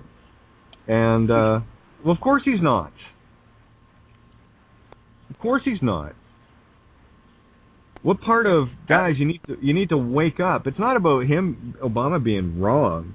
Or, you can't be a president of the United States because the Constitution says that you must be a naturalized, born in America, red, white, and blue blood. No. That might have worked in 1777 or 1778 or whatever, but certainly doesn't work now because of it's a corporation. You can check out any corporation around the world, and it doesn't matter what nationality or where they're from. They get the job because they were hired to get the job. And don't think you're voting people in. You're not. All they want is your agreement to think that you're voting them in to electrical or election power so that they can rule from Washington direct current. Okay? No. That's all. And, you hear all this talk that the Republicans and the Democrats, and I hate even talking about this illusion, but whatever. This is beautiful allegory. That they're somehow opposed. They're not. They're two doors. It's like having two mail slots that go down into the same mailbag. What's the point? International, national, local, right? 3 slots and they all go down into the same mailbag. Who cares? And that's all it is. So, and I don't want people, I don't give a shit if their egos are offended or not. It's time for you to wake up and, start wiping your own nose, wiping your own bottom. Instead of waiting for nanny state to come by and, oh, here's your check, oh, here's your food stamps, oh, here's this, that, and the other. Fucking stand up for a change. Listen, I got to tell you guys something. If I had came into this game with nothing wagered, okay? I mean, if I wasn't working anyway. I wasn't, I didn't have anything, anyway, so I'll just do this. I said, no. Me sitting here talking, I got at least 1.5 million reasons why I'm sitting here. I've got an entire existence that was cashed in. So I'm sitting in a position of saying, yeah, I've been there. I've put my ante on the table. I'm not asking people to do, oh yeah, sure, here, toss in 1.5 mil here, will you? And, you can play the game with me. No. You come to this table freely. At what point have I ever charged for coming to the show or going to the web pages? By the way, I need to say that more. cateofgaia.wordpress.com. Please, the documents are there. Ninja puts them up as soon as I get them to her. Thank you so much, Ninja. And they're yours for the taking. All right? Songs. I share everything freely because I know what it is. And as much as it's something for others to use, it's also benefiting me if you do. It's a mirror. And I'm just waiting for someone to go, you know what, Kate's got a point there. That I who shall not be named, I'm just going to put my name in there. I'm going to take that parking ticket or that fucking IRS thing or whatever, and I'm going to send that to them. I'm going to send that to the courthouses. I'm going to send that to all the law firms. I'm going to send that to all the ministers, all the government officials, the governors, and all the rest of this crap. That's what I'm going to do. That requires a whole lot of effort, by the way, clicking and emailing and stuff like that. Maybe getting a few 3-cent stamps and no postal codes and throwing them in the mailbox. Besides, with government stuff, If you want to do hard copies, it doesn't cost you anything. You know, this is how we take the system down, boys and girls. It's about planting those seeds everywhere. It's about taking hemp seeds and just launching them on every courthouse front lawn, cop lawn, whatever. I don't give a shit, right? You know, here's one of the clues they gave us too. You know, well, these free men and sovereigns they're just paper terrorists. And I said, what the fuck do you think they are? That's the mirror talking. Who's the paper terrorist here? Who's the one that's enslaving people with paper? You just don't like having it rammed down your own throat, do you? Well, here, choke, choke, choke. Well, who's the one that doesn't even have a regard for the natural world? Here's a perfect example. My wife, she worked at a restaurant, and the owner wanted to remove a tree, right? So he found out that it cost like $400-something, or maybe like $1,200 to remove a tree. So what he did was he went to the store, and he got a can of spray paint, and he spray painted that tree, some orange, fluorescent paint right over it. And what did they do? Well, they came in and they took it down without any regard for the person that had requested it. They didn't go to anyone to fill out paperwork. They didn't see anyone. They just saw a tree with paint on it and they took it down. How ridiculous! And how much of there's no regard for the natural world, so they don't care about it. They just want to destroy it. So we have to depend on them in some way. So. Yeah, crazy, eh? Now, something else too, Lambertus, you just posted Borat. If you want to see the real state of America, watch Borat. If you want to see the real underpinnings of what America is all about, watch Borat. It's a beautiful parody. Kate, I wanted to say something about what we were talking about. Please. We're talking about truth. And the one thing I found out is that I give a small example. I was a little child, and I was very much attached to my mother.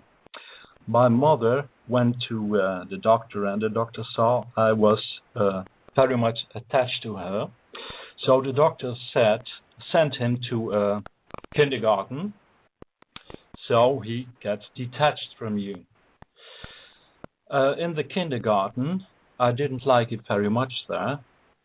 So what I did was, and what felt very natural to me, was just take a chair and look what all the other children were doing. Just looking around and observing what the other children were doing. Then some kindergarten nurse, or what do you call that, was coming up to me and said, you can't sit down on a chair, you have to play. So you can't observe and sit down, you have to play. So what I did was, because he kept nagging me, I started to play and take all the toys out of the shelves on the side and put all the toys on the floor. After that, my mother came to get me again, and we had to put all the toys back into the shelves again. Then this kindergarten nurse said to me, "What are you going already? You have to pick up all the toys and place them back in the shelves." I said, "I'm not going to do that because you already asked me to play. So I already did what you wanted me to do. So I didn't clean up the toys and went away." That is a very important moment in my life, because I felt in that moment, already being 3 years old, that it's very important to be true to yourself. And that's what I have been trying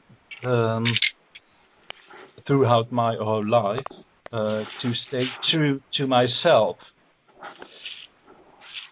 That's why I never liked education, work, and all those things, and I just couldn't seem to find my way. Didn't want to work, didn't want to study. I did some things, some voluntary work, which I love, but what was one of the most important discoveries of me, just to stay true to yourself. Don't do anything that you don't want to do from your heart. Yeah, dance or dance. Yeah, and that is, you were talking about turning the tables. That's one of my favorite Bible episodes, where Jesus gets really raged and tells the other folks the truth. But the frustrating thing about what Jesus was seeing was that he was talking from his heart. He was talking truth, and the other people just didn't get it. They didn't want get to. it. And Perhaps that's the fight. They didn't. Yeah. Well, they didn't want to get it. You see, because we're dealing. There's nothing new under the sun here. Okay, what we're dealing with are the same individuals then, us, as now, us. Okay. Yeah. And what we're working ourselves through is letting go of this physical paradigm that has us so controlled and at complete effect to everything around us. Oh, that feels good. Oh, that tastes good. Oh, that looks nice. Oh, that sounds great. And that smells wonderful. And it's opposite, of course. Right? And those are the five senses that have controlled us for so very long. I want to share a post from Facebook from Use Cash. Always has some really interesting things to say. I like this one. It's because I was asked the other day about the Rubicon. So here's a bit of a breakdown, and it goes a bit deeper. Here we go. Apennine Mountains. The Rubicon flows west, ends up in the Tyrrhenian Sea. I'm going to expand on this as well, by the way. The purple dye that looks red of the Phoenicians, right? The Phoenicians made their boats out of the cedars of Lebanon. They built the world's first international cartel and created a vast commercial empire. They invented maritime trade. They made a purple dye and sold to royals throughout the ancient world. Tyre's daughter, Jezebel, was a Phoenician princess, and she was married to Ahab, the king of Israel. And it goes back to King Solomon sent and fetched Hiram out of Tyre, 1 Kings 7:13. He was a widow's son of the tribe of Naphtali, and his father was a man of Tyre, 1 Kings 7:14. King James Version, the infant king loved red clothing. The red king loved was in fact Tyrrhenian purple, a color between red and blue. See, there's your red and blue mix, right? And when you finally bring the masculine in, that's why purple or indigo or violet is the royal color. Roy or Roi for king, all, right? Is that color because it is a blending of both red and blue, which is your divine masculine, divine feminine. That's why you see red and blue on cop cars, because what they're illustrating there with one side flashing on and off, opposing each other, is the war going on inside all of us. You're going to see those lights if you're not centered. Promise you that. Now, the King James Version, where was it? The Phoenicians, the Sea Peoples, Phoecia, Venetian mass, sacred prostitution. When you look at things, of course, when we speak of illusions, it must be phony. That's where the word phony came from, Phoenicians, right? And it was transplanted, and if you listen back around November, December of last year, it was heavily talking about Venice and the blue sky bonds, and all insurances have to go through Venice. And of course, the final buck ends up in Switzerland. Okay, that's why the Pope has a Swiss Guard. That's the armed wing of the Vatican, or the Templars, for lack of better explanation. Might as well be factual. That's what they are, Templar Knights, right? That's the military wing of the church. Now, in a loving God church, what the hell do you need military for? If a truth is a truth, you don't need to burn people at the stake for it. You don't need to cut out their tongue for blasphemy. You don't need to torture and everything else. So it's all phony. It's all just a ruse. And the longer we play in this ruse, the longer this ruse goes on. And what I'm seeing, though, lately, very much so, are all these illusions getting peeled down, where we can start to see them in their allegory when they show up. I got to say, the allegory that Patty Woods did on that bullfight, where the matador had had the bull's horn up through the bottom of his jaw and out through his mouth, right? And she went through a beautiful description of what that represented. As above, so below, right? Look at our Milky Way. Great example. Santo's covered this many times. When you look at the Milky Way itself, when it gets to the big section of it, the widest part, it looks like a serpent's head eating its tail. And that's what we're doing here. We're constantly eating our own tail. So there's that circular train track that I spoke of in the essay. I didn't say circular, but it's a circular train track that we have to jump off the tracks, get off this crazy train. And the only way we're going to do that is not by doing the same things, thinking that somehow some monetary windfall is going to change the world. No, because you're still trapped in the same illusions, the same. The divine feminine is going to remain trapped in that mode of operation. This is about taking it all down. This is about taking down the Federal Reserve note, the whole system. And don't sit there and ask me, well, Kate, what are we going to do if we don't have money? And I don't give a shit. I don't think the world's going to stop on a dime, literally and allegorically. And it certainly isn't going to stop for one either. So look at the word die, me, dime, 10, Dios, me. Of course, on the back of the old dimes, the American ones, the silver ones, were, there's Mercury, and of course they had the fasci. It's all there. I mean, it's crazy. I mean, Walking Liberty. Yeah. Why'd they put a female there? Well, just, right? Statue of Liberty. Well, go ahead. But those are the questions that people ask themselves. How can I survive when I'm no longer in the system? I just say that, but that is what I noticed. Well, I'll tell you, it's a whole lot of faith in that. Universe seemed That's to, true, the universe seemed to come through when I needed it. And not only that, I had other people needing help as well. So here I am trying to survive, hanging by a thread, and other individuals save me, rescue me. Oh, okay, well don't mind me. I'm living in a tent. Yeah, I'll get you somewhere. Don't worry about it. So you just do. The universe will show up, and it comes in strange ways. You may not get what you want, but you certainly get what you need. And here's the thing. Yeah. When the whole system collapses, and it's going to, so guys, get ready for it. How am I going to buy food? How am I going to pay my mortgage? Really? You don't have to. Right. Really? Now you understand the power of the banksters. Yeah. Wouldn't it be a great world without all the banksters controlling all the illusional money, trapping your divine feminine spirit? Do you guys recall, and this is going back some very early reading I did years ago, where gold, the consciousness was trapped in gold?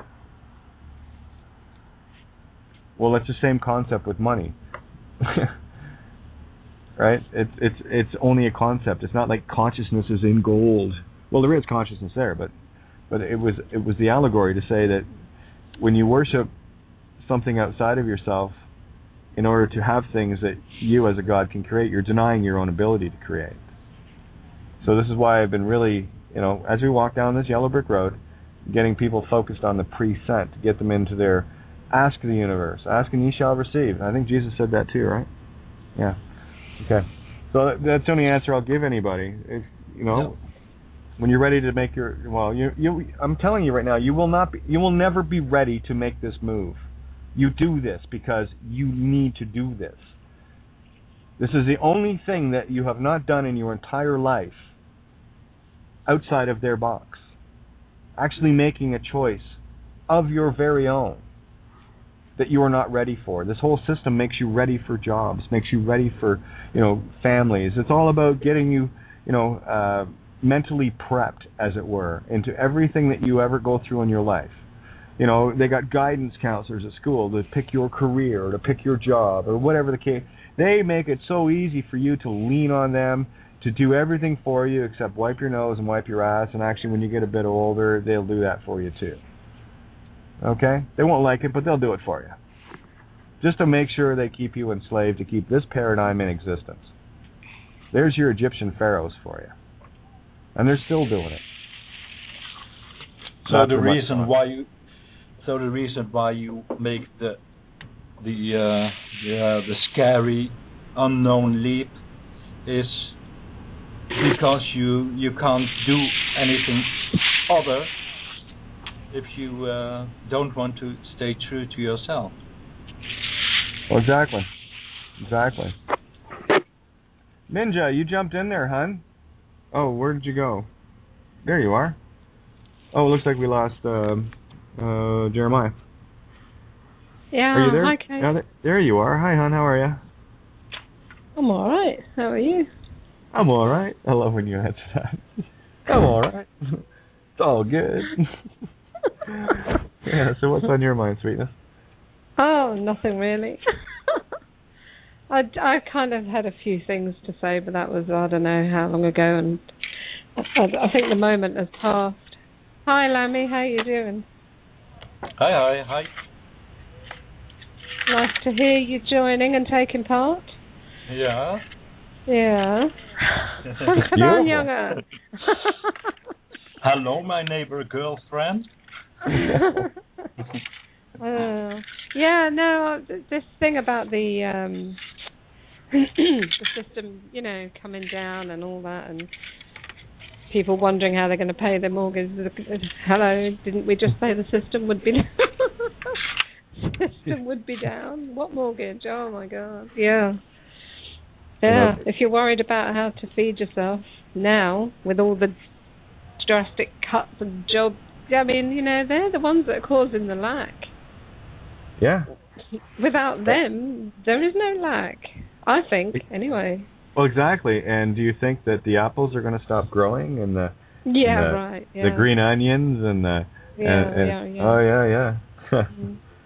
I mean, the thing is, you don't have to look so very far back to see a time when things weren't quite like this. There might have been some buildings of the beginnings of this massive construct we're now living in, but it wasn't, that difficult, for people. Well, even that, Ninja, you go back to the Great Depression, right? They talk about it like, in history, the Great Depression, the people suffered. No, they didn't. What the banks were afraid of, where people had rough goes of it, and they're the ones that went to the cities. They followed the Whore of Babylon to the cities. The ones that were actually out doing, you had the Dust Bowl and all the rest of that, but they really milked that one out. The only thing that was going to collapse then, and why they had to flip this over, were the banks. The banks were exposed, completely exposed. They were exposed for the lying fraudsters they were, that they didn't have the money and the gold that the people owned that had put them in there. It was J.P. Morgan that came in and bailed out the stock market. Right? He was only interested in saving his own ass. So all this talk about the economy, this and this crashing, that, and all the rest of it, they don't want it to crash. Because I'll tell you, when it does, here's the thing that's going to get set free. That's the ghost ship. That's the wrist pin on that engine that gets pulled, and the catastrophic failure, and all the souls, your divine feminine, is set free. Because that's what we're here to reclaim. Well, that's what we're waiting for. That's what I want anyway. Yeah. I don't care about the notes in my pocket, or the silver, jewellery around my neck. I can't eat that. That can all go. I don't care. It's not interesting to me. I have it because I have it. But if the day comes when I don't have it, I'm also good about it. Yeah, that happened to me on a grand scale. And we got 2 minutes left here, so I'm going to give my quick shout out. Anybody that wants to get in the show, you'll have to Skype in or call in. Area code 661-467-2401 if you want to catch the rollover. And, of course, refresh your page. You got 2 minutes to do it. And click on your Skype to bring you in on the board where you can continue listening as we continue on with this. Or you can, as always, grab the download and catch the last hour about 10 minutes after we're done. So there you go. And big thank you to criticalmassradio.co.uk. Paul Giovanni, Lisa, and the crew at Critical Mass, thank you so much for the platform provided every single night where we can gather around this table and change a universe. It's pretty cool. It's really cool. And remember, Alex... Can someone... sorry, I was just going to mention one thing before we go off the air. And remember what Alex Jones says. You are the resistance to fear porn. Okay? Be that. Oh, thanks, Alex. I'll remember that. Yeah, exactly. Go ahead, Lambert. I even like your Santos impression better. Yeah, that one? Yeah. Yeah. I love Santos. Hey, Kate, you know what you're doing? What's that, hon? You know what you're doing, what we're all doing when we come here and when we get it. We get you know what we're doing? We're putting sugar in their fuel tank and bananas up their exhaust pipes. Exactly. Exactly. And we all know what happens with sugar in the gas. It seizes the engine to where it'll never run again. So that's what we're basically doing, isn't it? Oh, yeah. It's actually, it's funny because someone had mentioned about living next door, and I said about going around the bend. I think it was a Disco Sill. It said something, and then I said, oh, yeah, and thank you for the cup of sugar the other day. See? Yeah, that's right. Oh, yeah, we're back to sugar again. I'd forgotten that, but I did see it earlier. That's right, in the room. Yeah. And here we come again. So the sugar might not be good to eat, but it's certainly good for something. Well, yeah, you know, there are good sugars and there are not so good sugars. So yeah, we don't put the good sugar in there. We put the shitty white stuff in there. Exactly. We save the real stuff for sweet, if we want that. We're in the recording part now. And Galen, do you have anything? I hope I'm saying that right. Do you have anything you want to jump in with, hon?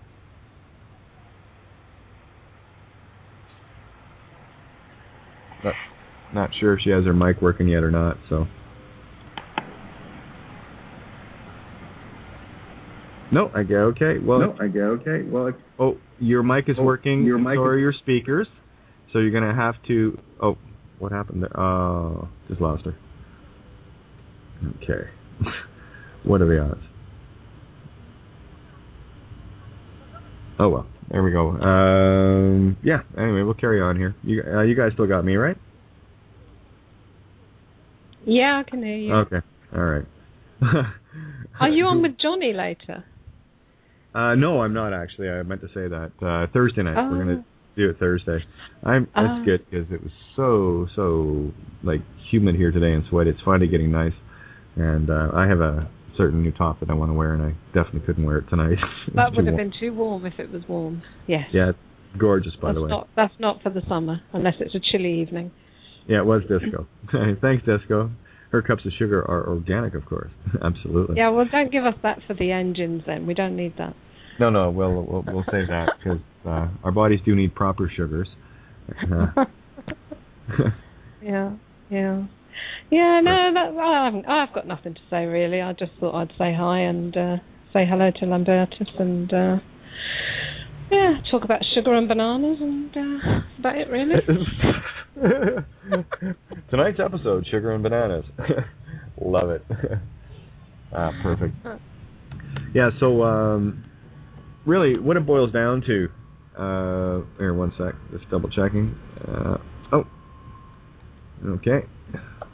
Love back. That's the thing about Skype. We get lots of tags when we roll into the recording when people aren't rolling in with us. There you go. Love back. Okay. Let me see. I'm gonna try to rescue Galen. See if she wants to say something. I was getting an echo from her microphone. I tried to chat the other day and her mic wasn't working, so obviously it's working now. So we'll see if she can get in here. But, let me see. You know what I'm going to do. Yeah, it's kind of neat. You know, as soon as I hit enough buttons with people, it either makes or breaks them. You can tell whether they're owned by an ego or not. So, and apparently, the comment that was made to me that I answered, the answer didn't get back. They'd removed me from contacts before I. That's it, hit and run, right? I'm gonna say my piece and then go silent. Okay, that's good. Great, no problem.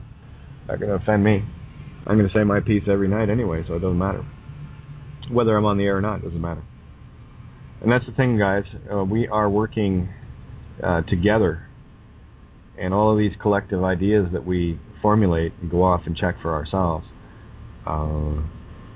that's the stuff that recreates this world.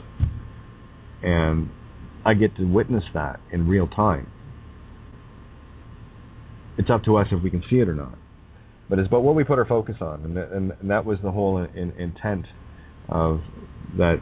Well, there was a lot more to it than that, but of that which we focus on, we create. And we're stuck in a past tense, if you will, quite literally, in the way that the speed of light happens. It has it can speed up and slow down. That has been proven. So the light, though, the main light source is within you.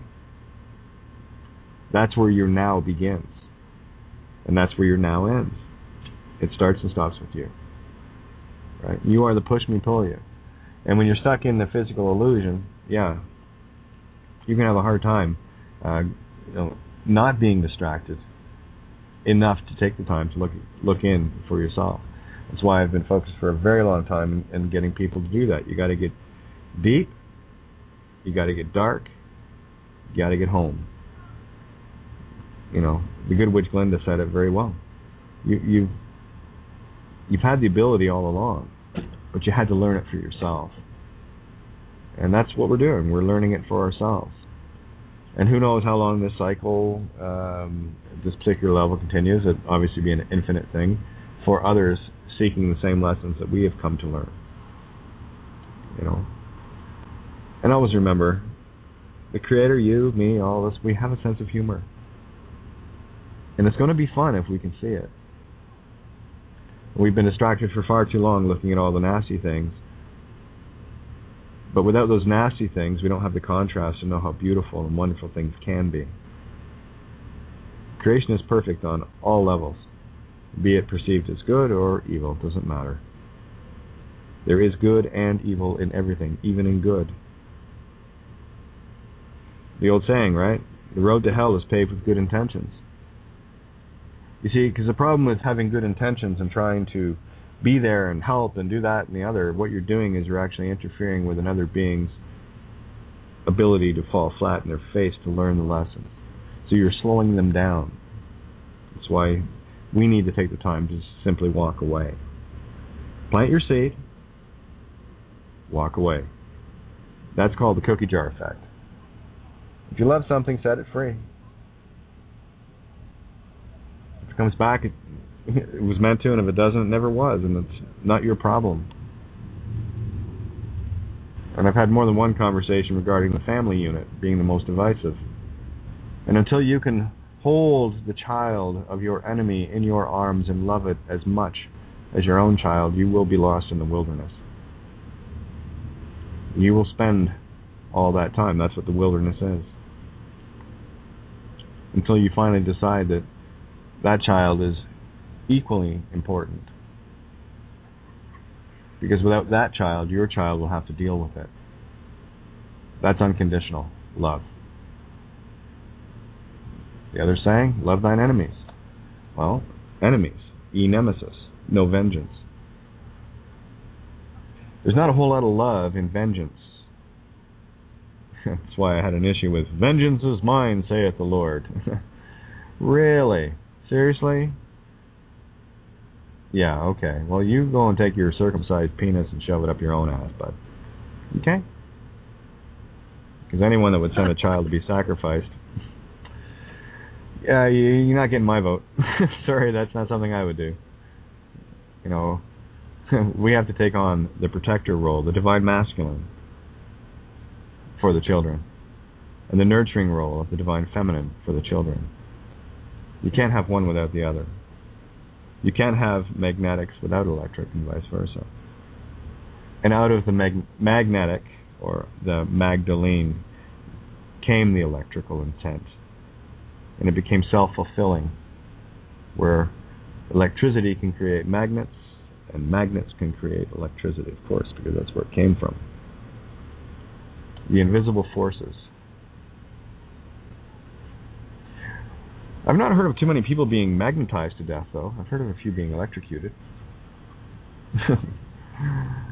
Yeah, well, I'm sure with the iron content in our blood, you get a powerful enough magnet, it'll certainly play havoc with you. Can you imagine getting picked up by a magnet strong enough to do that? Of course, at that point, all the iron in your blood will get pulled out through your skin, then you drop down, right? Talk about low iron content. Sorry, just had to throw in a bit of fun visual there. But yeah, I don't know really what else to say, guys. I really don't.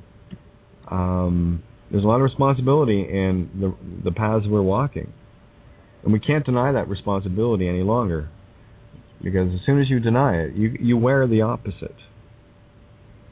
You get the reflection of it. If you throw a ball against the wall and you know you have to duck because it's going to come back at you, and you don't, you're going to get hit. And that's exactly what that's how truth works. That's why, and I have to share it, a lot of the choices I made terrified me. Because at that time, it was just, there was no one else that I could really turn to in terms of asking questions, and because a lot of these people were, stuck in the quagmire of the legal. The only thing I could even consider with that stuff were stalling tactics, but I knew I was too far along for that. But I knew I had to stand. I knew that paying a mortgage was fraud. I knew that using the name was fraud. I knew that everything that I had done in my life using that name was pure and utter fraud. Until I uncovered where that intention came from. And that intention was most certainly one of a lesser benevolent being. There was intent to deceive me, where I did not have any to deceive them. That's where I stand. And I assure you, it has not been an easy walk, but the universe gave me the blessings of tearing away all that which possessed me. And that included family. That included everything. Friends, family, any concept of trying to survive in this system. Everything I had put together, everything I had saved, a lifetime's work, with much of what I had stolen. Literally. For what? For someone else's deception. And all I do now is I patiently wait. And I wait until others can find the strength to take a step in that direction, to take responsibility for the truth. That great teacher said it very, very clearly, the truth shall set you free. It's the only thing that can. It's the only thing that can protect you. And it's the only thing that can destroy you. A truth stood in protects. A truth denied destroys. I was talking the other night about versions of the truth, what your version of the truth is. There are no versions of truth. It is or it isn't. Look at the word ver-shun. Ver, verily, truth. Shun.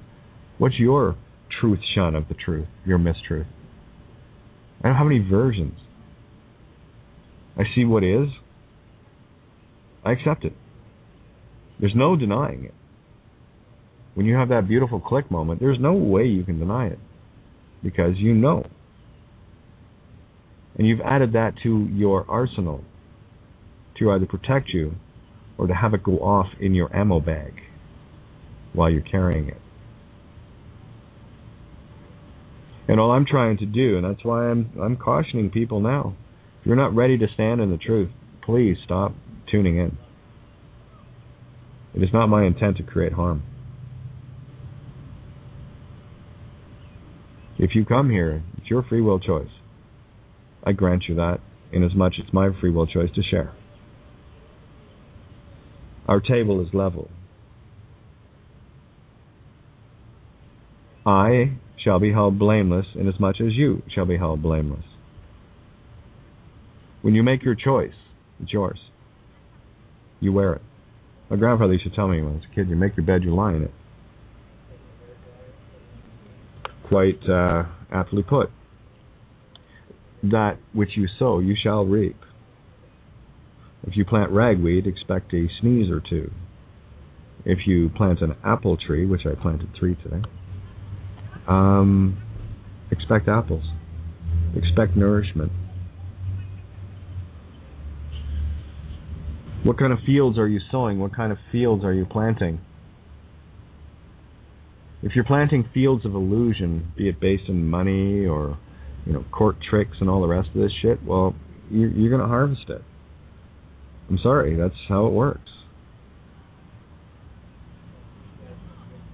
If you're, and that's what when I was talking with Billy earlier. He was talking about Dean stuff and all the rest of it. Yeah, these are quite brilliant people. They are. They really are. I have nothing but respect for them. The only thing that separates me from that walk, where I've walked that walk, is the fact that I saw how futile it was and how incredibly divisive it is with regards to people that don't have the same wherewithal to do that. Do I honestly believe that, I expect people to do what I do?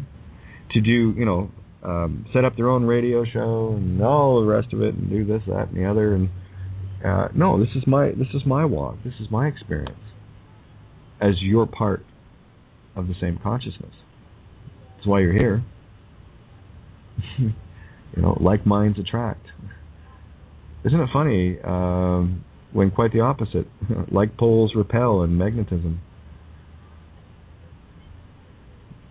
What we are all becoming are the same pole, the same magnetic center, where we will attract the others in.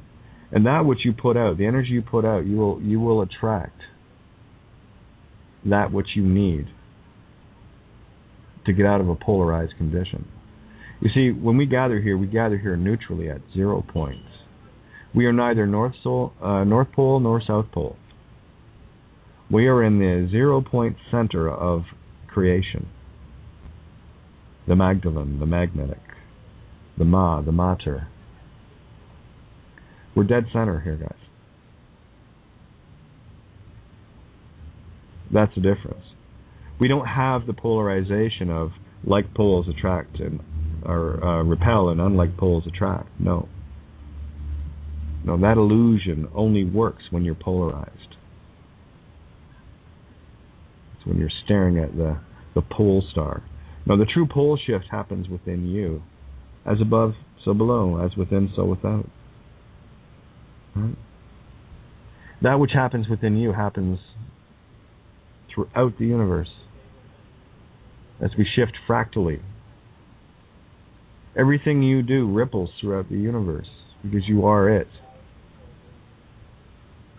The choices you make affect all.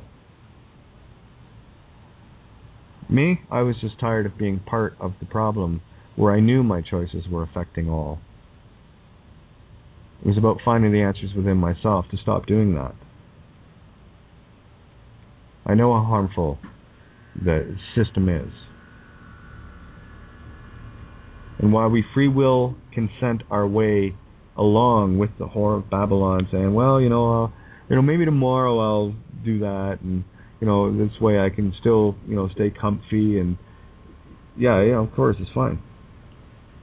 Your meat stick will stay comfy right up to the point you put it in a 6-foot pine box, and then you get recirculated back into the game.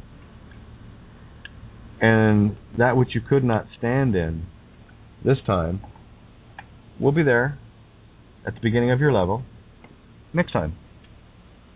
And it will be there infinitely until you decide to make your move that you're not ready for, that no one is ready for.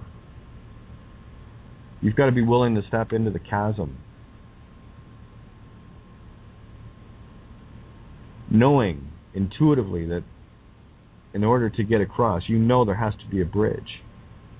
When you put your foot out into the chasm, the bridge appears. I've heard too many stories from people that, in a different way experienced the same things that I did. That leap of faith. No, it's not easy. Of course not. But it's certainly a whole lot easier than having to come back and repeat the whole damn thing over again. That's what you want to do. Power to you. Absolute power to you. I love you. You want to play in the game, that's fine. It's just a ride here. Don't get caught in it. Don't get too deep in it. You'll end up being someone like Queen Elizabeth and sucking the blood out of a child, right? Raping and murdering and killing. Going out with your hubby and shooting 50 wild boar in France just for, something to do, shits and giggles. I mean, these entities are of such a low order. I mean, you can tell the lowest forms of life on this planet are the ones that are hungriest for money. That's it. It's easy to spot. Those that lust after money are lusting after, your flesh. They're cannibalizing everyone else. So those with the most money are the biggest cannibals of all. And they're the lowest on the ladder. The spiritual ladder. They are so far down. And they have a long way to come back. If they ever come back up. That's entirely up to that part of the consciousness. That perspective. The all-knowing part of us is the fail-safe anyway. Creation is perfect. It's our inability to see it the way it is the imperfect part. So we have to clean our own windows, clear off our own canvases, and stop basing everything we talk about from a position of what you were taught to believe through church, school, culture, race, religion, gender. Lose it all. Because it's all a construct to own your mind, body, and soul. And that, for me, is not rocket science. No. There are people out there that have done and will do far greater things than I. Absolutely. And there are others that will, that won't. But they will do their thing from their perspective. And when you understand that everyone is collectively one, that we are all connected, that we are all one, just different perspectives of that same consciousness, the whole notion of separation and this is mine and that is yours goes right out the window. Very quickly, I might add. Very quickly. There's no jealousy there. There's no envy. There's no lust. There's no greed. There's no need for it. Because you're stepping back into that co-creation. You hear people talk about co-creator and co-creation all the time. They haven't got a clue what they're talking about. Co-creating what? Do you even know who and what you are? Or are you just spewing off some more New Age bullshit? You're just spewing off something you heard from somebody, on the net or at church or whatever, and you're twisting it to your own sort of groove thing? Or is it something you've actually experienced? When you take that step, it's not a leap at all, it's a step. You're just stepping off the tracks. Let the train go by, or you keep getting hit by it. Some pretty neat things start happening for you. Universe loves a courageous soul. Once you get a grip on your cowardly lion, universe is there. And that's something I question and ponder every day, given the situation. How much more can I endure? The universe knows I'm a stubborn bitch. The truth in that one is I don't know. I don't know if I have a breaking point or not. I guess we'll find out. But I trust in the universe and myself enough to keep walking. And if for any reason the universe says I've done everything I need to do and I get taken out, or whatever the case may be, it doesn't matter. I'm just going to keep walking anyway. Don't know if any of you guys caught, again, flipping through, just checking things, young lady and her ex-husband, pilot, at an air show crashed their plane, and both, of course, were removed from the game very quickly, instantly, actually. And as I was excuse me, watching the video, I noticed a few things about it. One, they didn't have enough time to be afraid. Period. Okay, so it was like, well, whoosh, done. It wasn't like they had to fall, 6, 7, 10,000 feet like the people in Shuttle Challenger had to experience. These guys. But I looked at the plane. The plane was flying upside down when it occurred. I thought it was interesting. I looked at the allegories. I thought, okay, don't be distracted by what happened. It's just what it is. Have a look at what it's trying to say. So this plane was flying upside down. So I thought, yeah, that's pretty much here. There's the movie Upside Down again. And there was an interview that this young woman had done before her last interview, basically. And right at the end of it, the commentator says, well, and her pilot is, what was her name? I knew it was Wickers. That's why I went to Wicker Man, right? I follow all my trails. One step leads to the next, one breadcrumb to the next. As it turns out, her pilot was her ex-husband. I believe Charles Swenker was his name. Anyway, definitely not a good thing in terms of how we perceive this physical realm. But here's this plane flying upside down, and the young lady is on the top of the bottom wing, sitting on it. Now, I'm looking at it, and I have to invert this in my own head. I'm going to do it right now. But I thought, there is the representation, allegory of the divine feminine and masculine separated and flying together, ex-husband, ex-wife, right? Even though they had been separated, they were flying together. And there was absolute trust placed from the divine feminine in the divine masculine. And never mind what happened, there's a bigger picture here. I also saw that divide and conquer of that whole aspect of ex-wife, ex-husband that had been separated, still flying together, and that the plane, or the realm, as in a prairie, a plain, right? P-L-A-I-N. The plane was represented by the aeroplane as it was flying upside down. And just as they were coming across the airfield, not sure what happened. I was trying to think of it from a pilot's perspective with the stick. What happened? And because it was like absolute dramatic wing drop and right into the ground. Like it was instant. And I can't even imagine flying a biplane upside down personally, but that's another story. Spins were enough for me, thanks. Spiral dives, yeah, okay, those are real not comfortable. But anyway, so there she is sitting on the wing. Now, let me just flip the plane over. So she was on that, so that would make her, she was on the left wing, right? Which would be the cane representation, where Cain had been flipped upside down. So the mind was turned upside down, and it was the Cain wing that dropped and hit the ground and was destroyed first. So I saw that as an allegorical representation of the control of the divine feminine and masculine split being destroyed.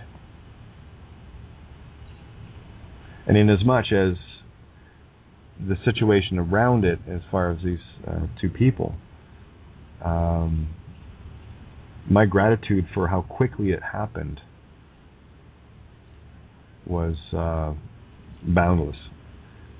Neither of them, I'm sure the pilot knew a split second before, because he was the one in control of the airplane, that something had gone wrong, or that he had done something, maybe slipped a foot off a rudder, and just, because it just flipped, or it could have been sudden, lift loss. If it's flying upside down, you're kind of doing it backwards, right? The whole idea of flying is to have wind go take longer to go over the wing than under it to create the lift. So it's actually working in reverse. It's gravity that holds planes in the air, by the way. Gravity pulls the air down, which provides the lift up. So I thought that was an interesting allegory as the universe was presenting, as I'm asking, show me and tell me what it is I need to see and hear to give me a gauge on where we are in this game. And that was one of the things that came up. And out of something extremely devastatingly bad, I chose to look at the incredibly good. And that is, for me, it's still very hard. A lot of things that I have to look at. Again, if you want to catch a serial killer, you got to think like one. These dark concepts that I've had to immerse myself in. If I was a vampire, what would I do? If I was, pedophile, what would it? Well, I experienced the reverse of that, so I already knew what that one was all about.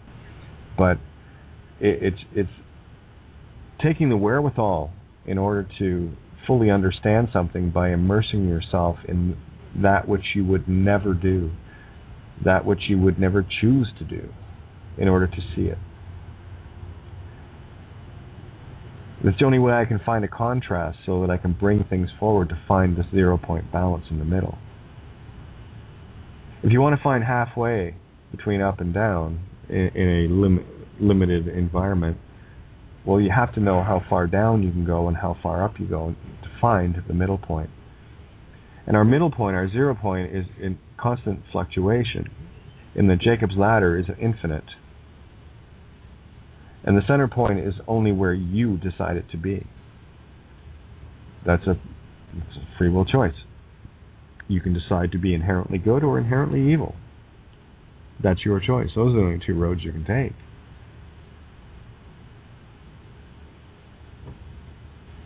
The only thing left is center, neutral, where you can see both at the same time. So you're on both roads and neither. You are all things and nothing at the same time. That for me is the trick. And it's not easy to stay there. It's not easy at all. But once you find it, once you truly find it, and you can sense it, and I've said, I don't know how many times I've had these beautiful epiphanies. It's like, oh yeah, this is great. Oh, where'd you go? And then you try to remember what it was, but you got it. You just can't explain it. You don't know exactly what it is anymore because that instant of that epiphany has left you. But you got it. That's the thing. And what I was saying earlier with Jeremiah, when we were talking about putting focus and intention on something, that which you focus on, you are manifesting and creating. And I want to go back and listen to what Jeremiah said a few times. That's what I mean. I love listening back because that's the mirror talking. Yeah, I'm seeing it from this perspective. How is everyone else seeing it from theirs? So that I can merge and open up that millimeter-wide slit to see all of Mona Lisa. Because I am the experience of you, in as much as you are the experience of me. I am the sum total of all my experiences external. The only true reality I have is that which is me internal. That's why no one can ever know your name. No one can ever know your experience, because only you have experienced what you have throughout this game, be it here and now, previous and after, in the illusion of whatever, multiverse we choose to be a part of. But I do know that what happens here happens across the universe. It has to. We are but one. And that being said, there's not one drip of arrogance in it. It's not like we are the universe. Well, we are the universe, and the universe is us. We are the net sum total of our creations and our ability to create. And we're just trying to experience ourselves.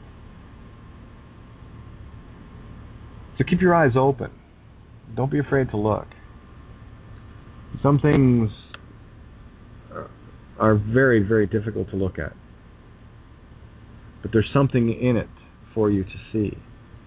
All you got to do is turn off the emotions, turn off the intent, and be the neutral observer. And see it for what it is showing, not for what it is in an illusional state. Death is an illusion, there's no question.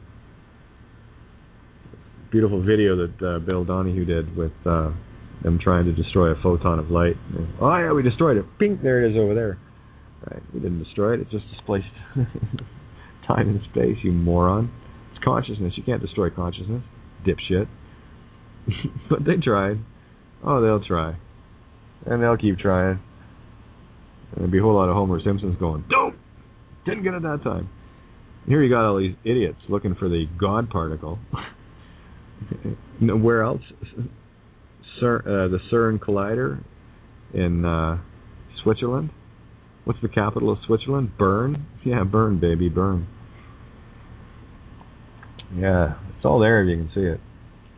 It's time to turn it into Swiss cheese. But here you got this multi-billion-dollar contraption that they're trying to find the God particle. What is it, the boson Higgs or something? Yeah. Higgs boson.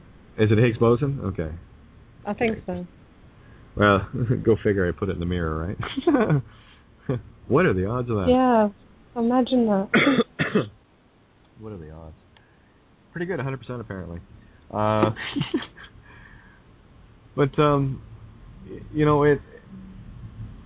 it's crazy. You cannot. I'm sorry. You cannot find the answers in the physical. The only thing you will find in the physical are the effects of the cause. It's been created. It's all past. Look for the allegories. And the more you see, it might take you a little while to get some practice on it. I'm still looking at things, and of course, see them literally go, "Oh, no, wait, stop. Allegory. What's the allegory? What is it really trying to tell me here?" Okay, well, there's water there, so that's truth, mystical. Okay, what other parts are mystic? There's a fire there, so that's, and looking deeper into it. Looking at it from the divine feminine, divine masculine at the same time. What is the creation and what is the intent of what I'm looking at? Yeah, I know it's an obvious picture of a bunch of cops getting pushed into the ocean by a bunch of kids and all the rest of it, but what is it really saying? What is the universe trying to show me via code? That's why they have everything with a system is all about codes. Everything here is an allegorical code. The codes have to mimic something.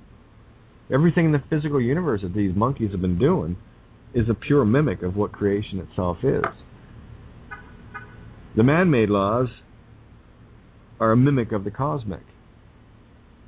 And when we buy into them, we're actually empowering them from a cosmic level. Best stop doing that. Hey? Maybe?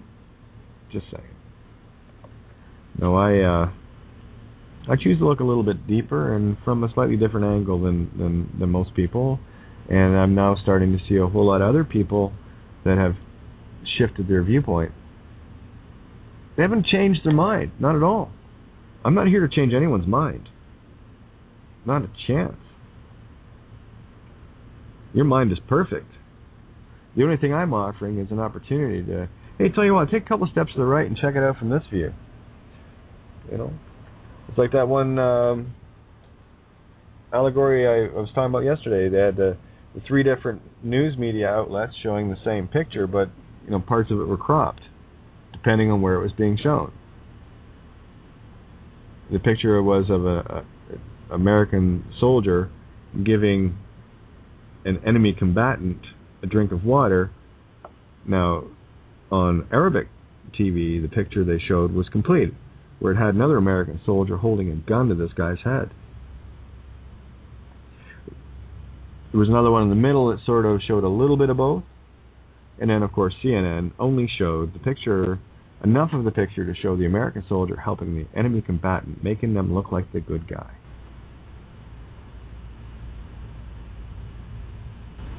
That's how this game works. How are you looking at it? All you have to do with the CNN picture is take a little step to the left to see the guy holding the gun. And I mean, hey, you could have went right the full distance the other way, where it would have showed, crop out the American giving the guy water and just show the American holding the rifle to this guy's head. Completely different intent. But there's the classic duality of warfare anyway, right? Let's go and blow up and kill a nation so we can go over and help them and rebuild it. Yeah, that's wise. Yeah. It's about as intelligent as a popcorn fart, as far as I'm concerned. To what end? Really, to what end? So you can build it up and go back and blow it up again? So I just I do worry looking at it, but I know what it is. I'm not gonna. Yeah, it was Al Jazeera, I believe. Thanks, Des. Yeah, at least Al Jazeera, they do put stuff out there, but again, remember, it's still bought and paid for. It's still illusion. These are things that you can look at for allegories only. Don't be looking at it for literal news. Look at it for the deeper meaning of what's changing and what the controlling or would-be controllers have to tell you, but don't like telling you. But they have to. They got to tell you everything. So when I saw that Xbox getting trashed, that to me was another takedown of the whole religious construct. When I saw the cops in the water, I saw that as system being forced into the waters of truth because of what we're doing, what we're putting into the Akasha, whatever you want to call it. I don't know what the hell to call it. Upload. Where we download from, us, creation, we upload back to it. And everyone gets to go, check that out. That's why I call it a table, because whatever we upload goes to that table and we all sit around and feast on it. It is the horn of plenty. It is the cornucopia. It will never empty. So upload. Download, upload, download, upload. Right? These are the seeds and the harvest at the same time. So look for the allegories. Yeah, the cops getting pushed into the water. All that told me was the system, those in the system are getting bathed in truth. And they have a choice to either yield or drown. And then, of course, the next day or a couple of days later, you see the same uniformed guys, and they're sitting down with the protesters, and they've got smiles on their face, and the crowd's cheering, and what have you. That is a shift. Again, that even those, and that, I've said this many times, only those within, it's not us to awaken. We're here to awaken that part of us. We're not here to beat up the 5-year-old retarded child. We're here to show the contrast. I remember one cop supervisor, I looked him square in the eyes. I remember he thought he had it, when he showed up, it was me and my 2 daughters in the car, and he thought, we got a problem here. There's 5-6 cruisers around, so I must be dangerous, right? Yeah. That was the 3rd time I was targeted from Craig Nye and Rob Davis from the Guelph Police Services. Yeah, services. Yeah, damn straight. Anyway, I remember the supervisor, and I talked to him later. His name was Steve. Really nice guy. He had actually worked in the child crimes unit for 12 years up in Toronto. And I bowed to him. I said, thank you. You know, I only had to endure it for about 9 months. I can't imagine dealing and confronting that nightmare, even, you know, looking at others having went through it and experienced it for 12 years. The guy that I talked to in Ireland had done it for 28 years, for crying out loud. His name was Brian Bell. You know, I looked at him. He came, I guess one of the jarhead stooges was asking their very limited questions because they don't have anything to go on. They got a little notebook, and they went to cop school to learn how to write tickets, and they give them maybe a dozen or so statutes to work from. I remember asking Craig, Craig, what law school did you go to? You call yourself law enforcement. You must have went to law school. You had to. You can't claim to be a law enforcement unless you've got, you know, full study of the law. There's it was academy training. Oh, okay. So you've never been to law school, so you don't have a fucking clue. Okay. Just making sure that we're on the same page here. But anyway, this supervisor guy, Steve, came to the window and he'd asked me something, and I answered him. And he said, well, you're being a little defensive there. I just smiled. I said, defensive? Here, let me show you defensive. I'm not the one standing outside a car door with guns and surrounded. Here, let me show you what defensive is, my friend. I looked him square in the eyes and I said, I love you. And this guy is 6'2", 6'3", shoulders dropped. Even the one standing around him, the energy just dropped. I said, that's how defensive I am. That's how dangerous I am. And I guarantee you, that was probably the first time in that man's life that he ever heard anyone tell him, I love you, and meant it from an unconditional position. Love thine enemies.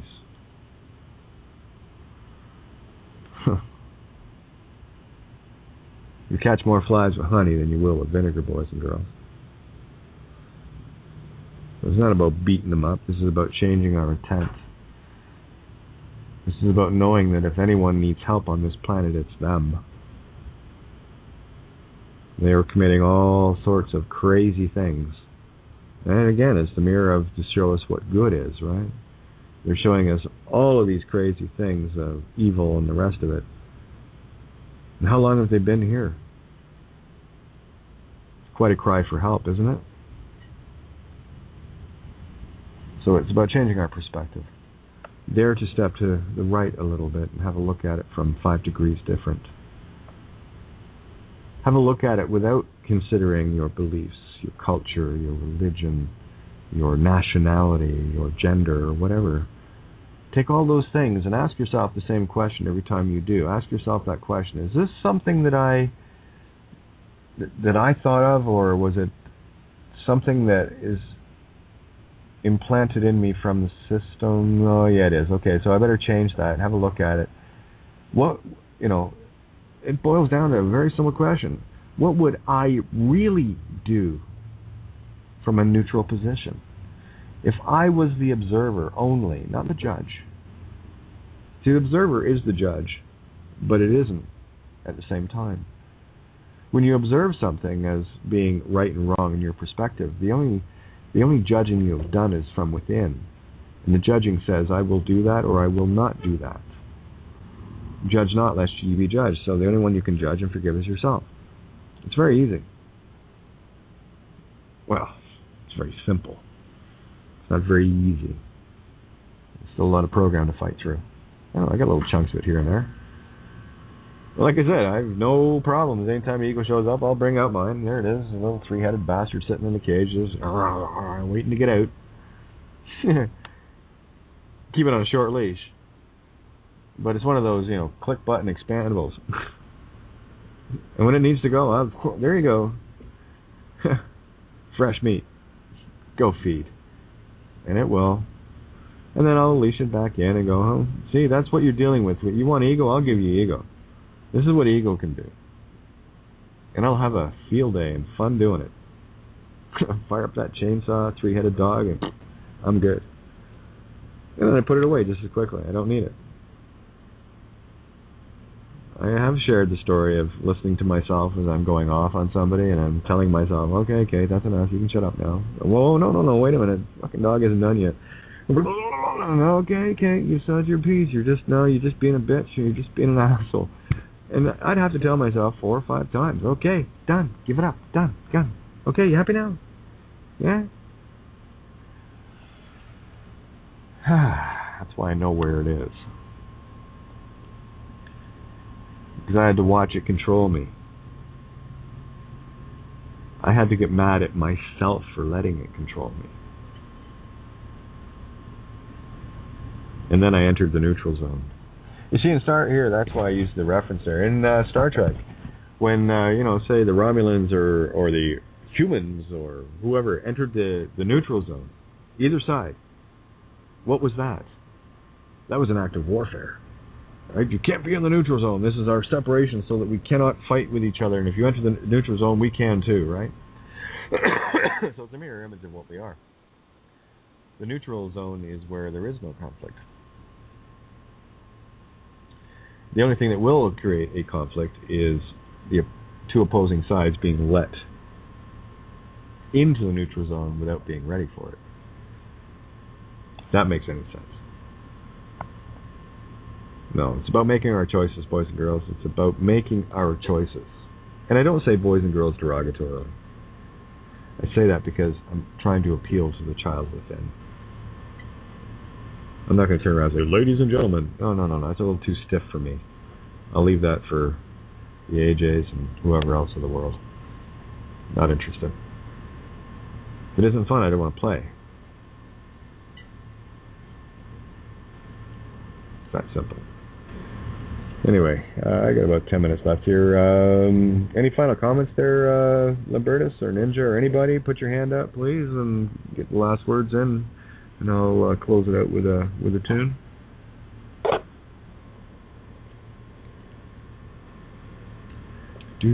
Yeah. There you are. With Kate. Are we having fun? Yeah, we're having fun. Good. And I'm wearing tonight, first time, my new panties, so... Oh, good boy. Yeah. No. Get in touch, baby. I was thinking about what could be the hardest thing to accept or to see, is that maybe all things are good and evil. Mm-hmm. Absolutely. Yeah. Everything that's the problem with duality, right? When people choose one, they negate the other. You have to choose both. If you want to see it, you got to choose both sides of it. Right? You can't pick up if you toss a coin, you can't walk over and pick up the head of the coin. You have to pick up the tail too. Okay? And just because you can't see the tail, that's as I explained yesterday to someone. It says if you're standing at the head of the dragon, the tail's coming around and smacking you upside the head. And if you're standing at the tail of the dragon, the head's devouring you. That's your cosmic serpent tail, dragon eating its tail in the Milky Way. And that's what we have to do. We have to kind of back off the bite a little and go spiral. You see, because a snake eating its own tail is circular. We need to, spit the tail out and let's lift our heads up, and then we start creating the spiral. So we're not locked into this continuous little cycle here. That's what I see as the allegory of the as above. One of them anyway. There's many, many more. I want to do a little bit of research on a fucus tonight as well, and connect some of those dots. Still have to go back through the Wicker Man as well, what the Wicker Man was, and quite a hideous way to sacrifice somebody, burning them like that, but that's the way it goes, right? But anyway, if nobody else has anything else to say, I'll finish off with a song, and we'll call it a night until tomorrow night. Double header, by the way. Oh, I should mention that. Are you going to join me tomorrow, Ninja, with Critical Mass Radio on the main stage from Yeah, of course. If you want me, yeah, I'll be there. Yeah, I'm really enjoying yours and Miranda's company during those shows. So I'll probably do a bit of the essay stuff and see what you guys trigger, and we'll have a bit of Lexigram fun and what have you. Sounds good. But it's on the main page, so you can tune in at criticalmassradio.co.uk, 1 to 3 p.m. Eastern Standard, 6 to 8 p.m. Greenwich Mean Time, or if you're in Holland, 7 to 9. And of course, the normal time, 7 to 9 p.m. Eastern Standard Time, and midnight to 2 a.m. Greenwich Mean Time, for the every night Knights of the Round Table Gathering. Okay? So on that happy note, I'm going to send out a song to you guys, and this is Who You Are. Oh, better do this, because I like doing this, just because. Love you all. Take care, and we'll catch you tomorrow. You're listening to Critical Mass Radio. Now it's our turn.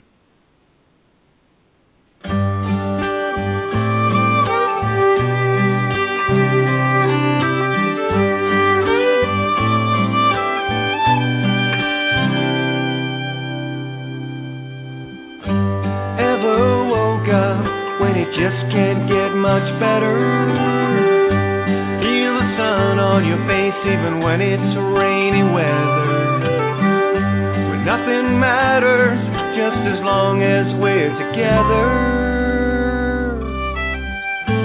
You're the sun to me. You're the sun to me. I can't remember ever feeling like I'm feeling. Head in the clouds all day, got me flying, got me reeling. And there ain't no way my heart can't be concealing. You're the sun to me. You're the sun to me. And I find just a little bit more and more each day. Another reason that'll settle in. I know I found my way. All I had to do was look far enough to see.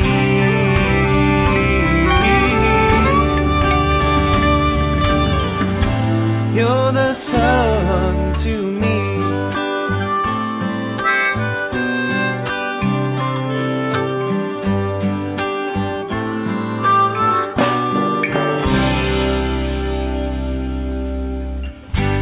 I got my reasons, they won't need explaining.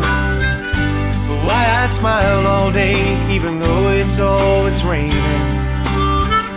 'Cause you're the one thing that is constant and sustaining. You're the sun to me. You're the sun to me. And I find just a little bit more and more each day. Another reason that'll settle in. I know I found my way. All I had to do was look far enough to see.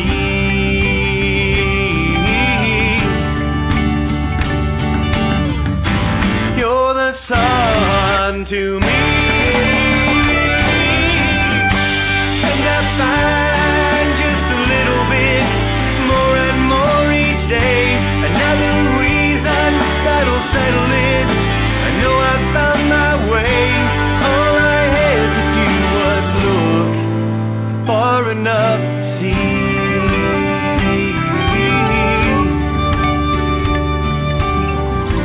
You're the sun to me.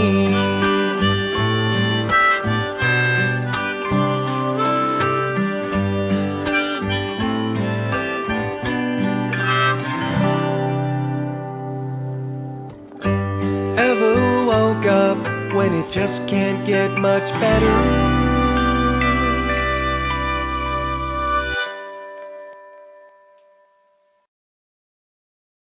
You're listening to Critical Mass Radio. Now it's our turn.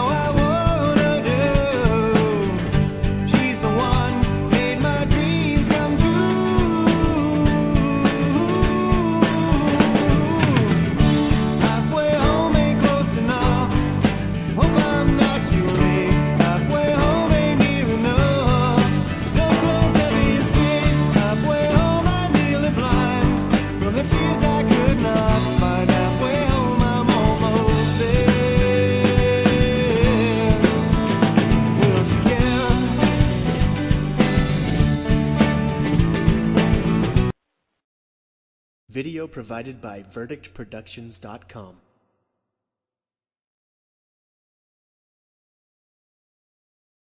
Because there is some fear attached to it. Here's the catch-22, however, in that you're damned if you do and damned if you don't. By attaining a higher understanding and stepping into it, you become a blip on the spiritual radar, where you have entered no man's land or the neutral zone. I like to use the Rubicon allegory here, inasmuch as once you've chosen to cross the Rubicon River, you are making it clear that you are marching on Rome with no turning back. The very notion of turning back is repulsive to me, but then I made my choice a little more absolute than most could stomach. The good news is they don't have to, but it must be made abundantly clear that once you find the truth and realize the ramifications of that knowledge, one now has the responsibility to stand in that knowledge at all costs, or succumb to the ego and retreat. I already mentioned the catch-22, so if you can't handle the heat, stop seeking the fires. If you seek to save yourself, and only you can, where truth will set you free, there is a greater responsibility to be accepted. If you feel you can't handle the responsibilities of being truly free by seeking the truths, stop reading and listening now. Return to the lazy boy and TV. This is not a game for the faint of heart or gimme-gimmes. The higher roads come with a more dangerous path, but the view is magnificent. You can remain as the one tin soldier of the valley making war with the mountain folk, or you can continue the trek up. The choice is one of free will, and it is one that must be made. Sit on the wall beside Humpty and, well, you know what happens there, and it won't be the ego that gets shattered, it will be your spirit. There is no time for fence or wall sitting, because eventually someone or something will come and knock you off to make sure you move forward or backwards, and the choice is always ours. I have experienced the effects of many people who have awakened to the basics of this reality in its apparent injustices perceived. However, that is as far as they get, where they cannot see beyond the physical chains and get caught up in the same old dramas that keep them in denial and going circular. People somehow forget that I was there at one time as well, and simply chose to push on through, regardless of the perceived costs, where a bigger picture was in view. Most are focused on their immediate needs, their wants, where their scope of influence is limited to only themselves and who they care about in their immediate family and friend circles. Sorry, the world is slightly larger than that view, and this is one of the boxes that most are still trapped in. I have seen the Savior program running incessantly, where people are quite content to ask me for answers versus guidance, for them to handle their own realities and issues, much akin to how the system controls the masses via the nanny state. People habitually elect their controllers to do things for them, and then bitch and whine when they're not satisfied with the results of government efforts. Well, that's what happens when the foxes get elected to guard your hen houses, so you may want to consider revising the approach. Unfortunately, in that revision, one must begin to take full responsibility for their own lives and slowly spiral out to guide others to do the same. I've also written countless papers, documents, essays, and articles.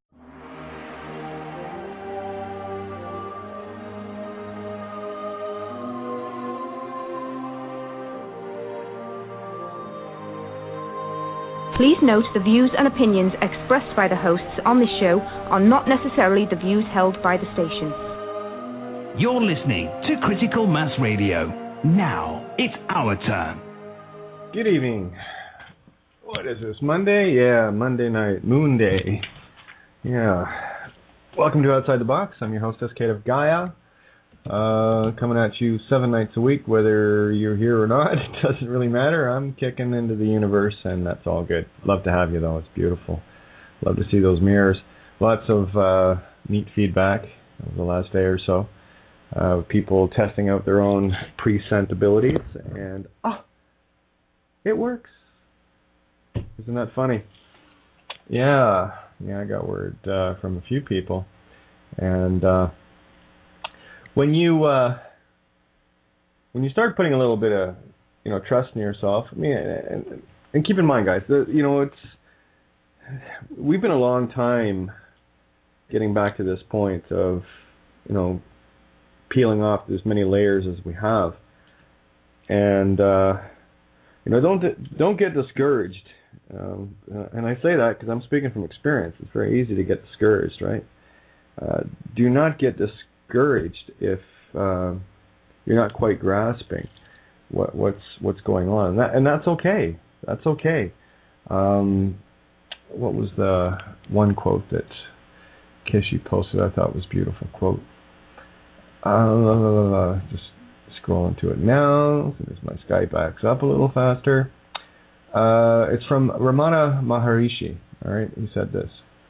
No matter what strange things appear, simply take the attitude, let's see, and remain with that. And that's a fundamental basic to learning how to trust yourself again, because fundamentally that is what we have been steered away from. If you look at the system and how the system works, it has everyone trusting in something external to help them. And yeah, how's that working for us? So, and on that note, I'm going to be getting into part 3 tonight. I had contemplated reading all 3 essays together so that they were, on one episode. But I don't want to do that because a lot of things that were covered on the individual shows that they were done are very pertinent to them, and I don't want to distract from the last element of it. And I am going to be working on a couple of different essays. One to fully outline what money is for those that still might not have the concept of how money is a spiritual contract. It will also include things like urine therapy and what is actually being extracted from us there as well in the ether, which was covered in the second part of Raining Cats and Dogs.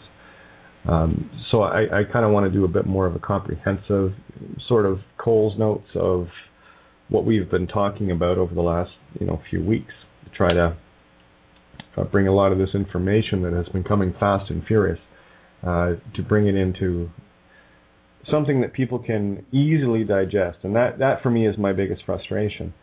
Not with anyone else but me. It's trying to put into words the very strange concepts that just magically appear and go, oh, that kind of, yeah, that works. And it boils down to trusting oneself. So just going to pop over to the room here for a sec before, thanks, Ninj, absolutely, before I get cracking on this essay. And just do a couple of shout outs here while I'm at it, because I feel that I don't do that enough. I just want to say hi to everybody. I wish I had everybody's customary calling to shout out to you, but please consider that I am anyway. Hey Otis, nice to see you, and glad you watched Cloud Atlas. What a mind job indeed. Here's a trick question for everybody. Does anybody know who old Georgie is. I kind of left that one alone. I wanted to see if anyone would actually mention the character that old Georgie is. And if you guys want to pop it in on Facebook or on Skype, that would be great. And if you don't know who that or what that character represents allegorically, it will give you a completely different perspective on the movie once you know who and what it is. And I would urge, as always, to watch something 3, 4, 5 times. You will get something different out of it, because that's the thing about epiphanies and discovering these little gems of truth. Once you have them, once you've gathered those pearls, you go back and look at it again, because you've already gathered some pearls from it. You will gather so many more because you have a different foundation now. You have a different moment of now. And I'm going to touch on that a bit more again tonight, explaining the concept of present versus being in the now. It's a bit of a... it's not that tough to get. I will tell you, though, it is very difficult to maintain. You get those beautiful fleeting moments of, where did it go? Oh, there it is again. Oh, where did it go?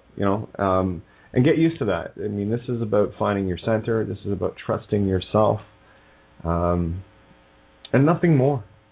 This is about overcoming, and of course you don't trust yourself because there's fear involved. And everything fundamentally boils down to that. Who just got the right answer there? I just saw it. Yes, Blu-ray, you got it right. Absolutely, you got it right. Yeah, that's exactly who and what it is. So if you haven't seen the movie without knowing that, I'll share it in a little bit. I want people to ponder it. I really hate giving answers to people because it runs the chance that I can taint someone listening. Because we've all been so conditioned to seek answers outside of ourselves. School. I know that one, Miss Johnson. I know that one. And looking to be, to have your physical illusion verified by someone else. No, I don't want to do that. I will pass hints along as to what I've found and give out concepts for people to investigate and look for themselves. And of course, it's beautiful. I get the feedback on it. When people click on the concepts, it doesn't take long before you start trusting yourself completely again. And only when we get that beautiful center of trust within ourselves, we shatter what is left of the illusion, or more that we shatter the control that it has over us. We can still be caught in it, there's no question. And that's okay too. So here we go. Raining Cats and Dogs. Part 3. Humpty Dumpty sat on a wall. Humpty Dumpty had a great fall. All the king's horses and all the king's men couldn't put Humpty together again. Thus is the end result of destroying one's ego. Once the ego program is shattered with the learned truths and choices, there is nothing the system can do to put it back together.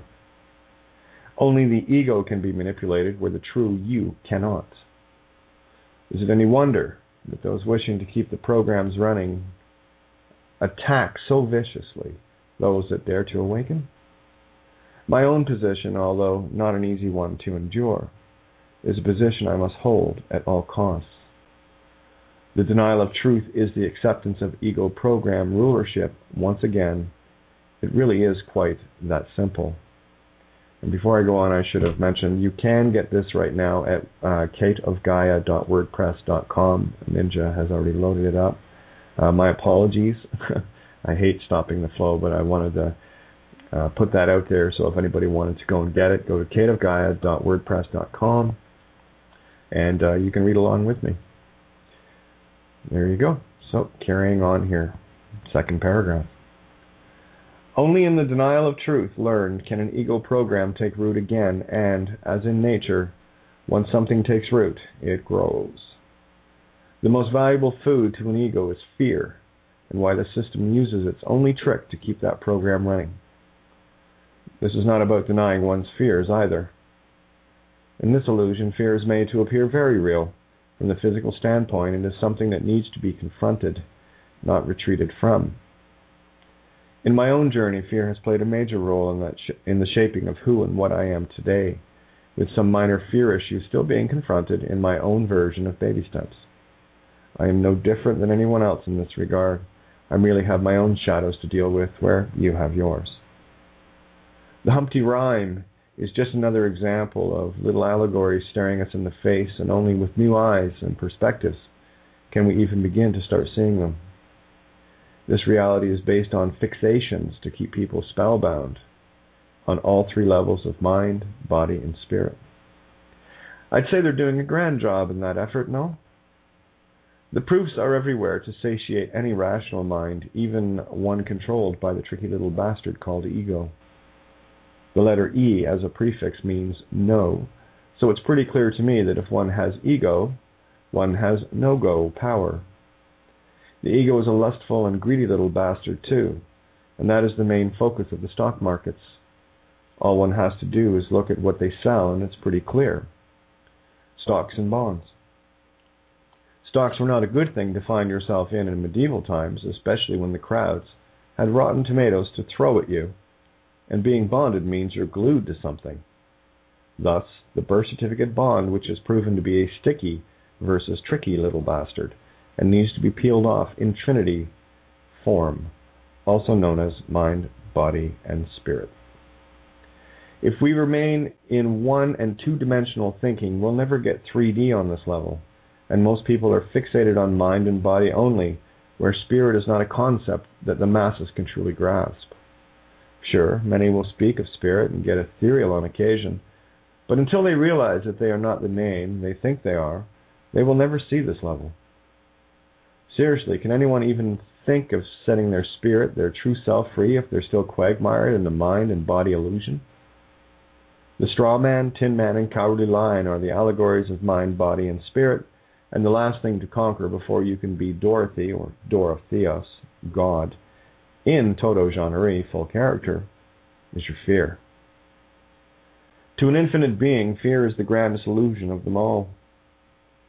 I'd love for someone to explain to me exactly what an infinite immortal consciousness has to fear from anything.